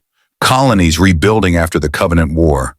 Families waiting for a ship that had vanished into slipspace and never returned. They'd been declared lost with all hands by now. Funeral services conducted, next of kin notifications delivered. The Infinity's name added to the long list of vessels destroyed during humanity's struggle to survive among hostile stars. His crew's families believed they were dead. And maybe they were, in a sense. The Infinity that had departed UNSC space a month ago had been a warship with a clear mission and defined objectives. This Infinity, battered and stranded in a galaxy where the rules of physics were slightly wrong and the wars were someone else's burden, was something different. They'd become allied forces in a conflict they'd stumbled into by accident, fighting for principles that transcended national boundaries or dimensional barriers. "Can't sleep, sir?" Commander Bradley's voice came from behind him. She joined him at the viewport, her own exhaustion evident in posture and expression. "Thinking about home," Lasky admitted. "About whether we'll ever see it again. About whether we should be focusing all resources on getting back instead of fighting the Dominion. And I keep coming back to the same conclusion. If we abandon the Federation now, after everything they've sacrificed for us, we become the kind of people who don't deserve to go home." Lasky's reflection in the transparent aluminum showed a commander who'd aged years and weeks. "The UNSC survived the Covenant War because we refused to accept that some people were acceptable losses. We fought for every colony, every civilian, every soldier. If we stop fighting for people just because they're not ours, what did we survive for?" Bradley nodded slowly. "The crew understands, sir. They're tired, scared, and homesick. But they're also UNSC Navy. They signed up to defend humanity. Turns out humanity exists in this galaxy too, just with slightly different history. The mission hasn't changed, just the theater of operations. How's morale?" "Surprisingly good. The Devos 2 extraction became something of a legend among the enlisted ranks. Master Chief holding an entire facility hostage while 3 ships from different realities coordinated an impossible rescue. That's the kind of story that reminds people why they wear the uniform." She smiled slightly. "Also, the recreation deck held an impromptu cultural exchange with some visiting Starfleet officers. Apparently our poker rules are slightly different from theirs. We cleaned them out." Lasky laughed, brief but genuine. "Diplomacy through gambling. I'm sure Starfleet Command will appreciate that in the reports. It's better than diplomacy through warfare, sir." They stood together. 2 officers from a reality that shouldn't exist in this universe, watching stars that couldn't exist in their own galaxy, preparing for battles that would determine the fate of a federation they'd never heard of until a month ago. It was absurd, impossible, completely contrary to every regulation about unauthorized deployment and operational authority. It was also exactly where they needed to be. The Dominion War would continue for another 8 months. Its conclusion uncertain, and its cost measured in casualties that made the Battle of Devos 2 seem like a minor skirmish. The UNSC Infinity would participate in 17 major engagements, destroy 43 enemy capital ships, and prove repeatedly that kinetic weapons designed for Covenant warfare translated disturbingly well against Dominion bioorganic technology. Master Chief would conduct 6 more impossible operations, each one refining his understanding of this galaxy's tactical landscape, and each one reinforcing his reputation among Federation personnel as someone who didn't acknowledge the concept of acceptable defeat. The female changeling would continue studying UNSC capabilities with the patient focus of someone who understood that knowledge was more valuable than individual victories. She would eventually find their weakness, not technological or tactical, but philosophical. The UNSC valued their people absolutely, would risk entire operations to recover individual soldiers, saw abandonment as the ultimate failure. That would prove either their greatest strength or their fatal vulnerability. Time would tell which. But for now, in the quiet aftermath of a battle that had tested every assumption both sides held about courage, sacrifice, and the nature of humanity itself, three facts remained undeniable. The UNSC Infinity was stranded in a galaxy not its own, fighting a war it hadn't chosen, for people it barely understood, and it would continue fighting until either victory was achieved or the ship could no longer function. Master Chief Petty Officer John 117 had been created to defend humanity from extinction. That mission didn't change just because the humans he was defending came from a different dimensional reality. And somewhere, in the vast complexity of quantum mechanics and dimensional physics that neither UNSC scientists nor Federation theorists fully comprehended, the universe had collided two versions of humanity specifically so they could learn that principles, real principles, the kind worth dying for, transcended politics, technology, and even reality itself. The war wasn't over. The challenges ahead would test everything both civilizations believed about themselves. But for the first time since the Dominion invasion began, the Federation had something more valuable than tactical advantages or technological superiority. They had allies who understood that survival meant more than just staying alive. It meant staying human.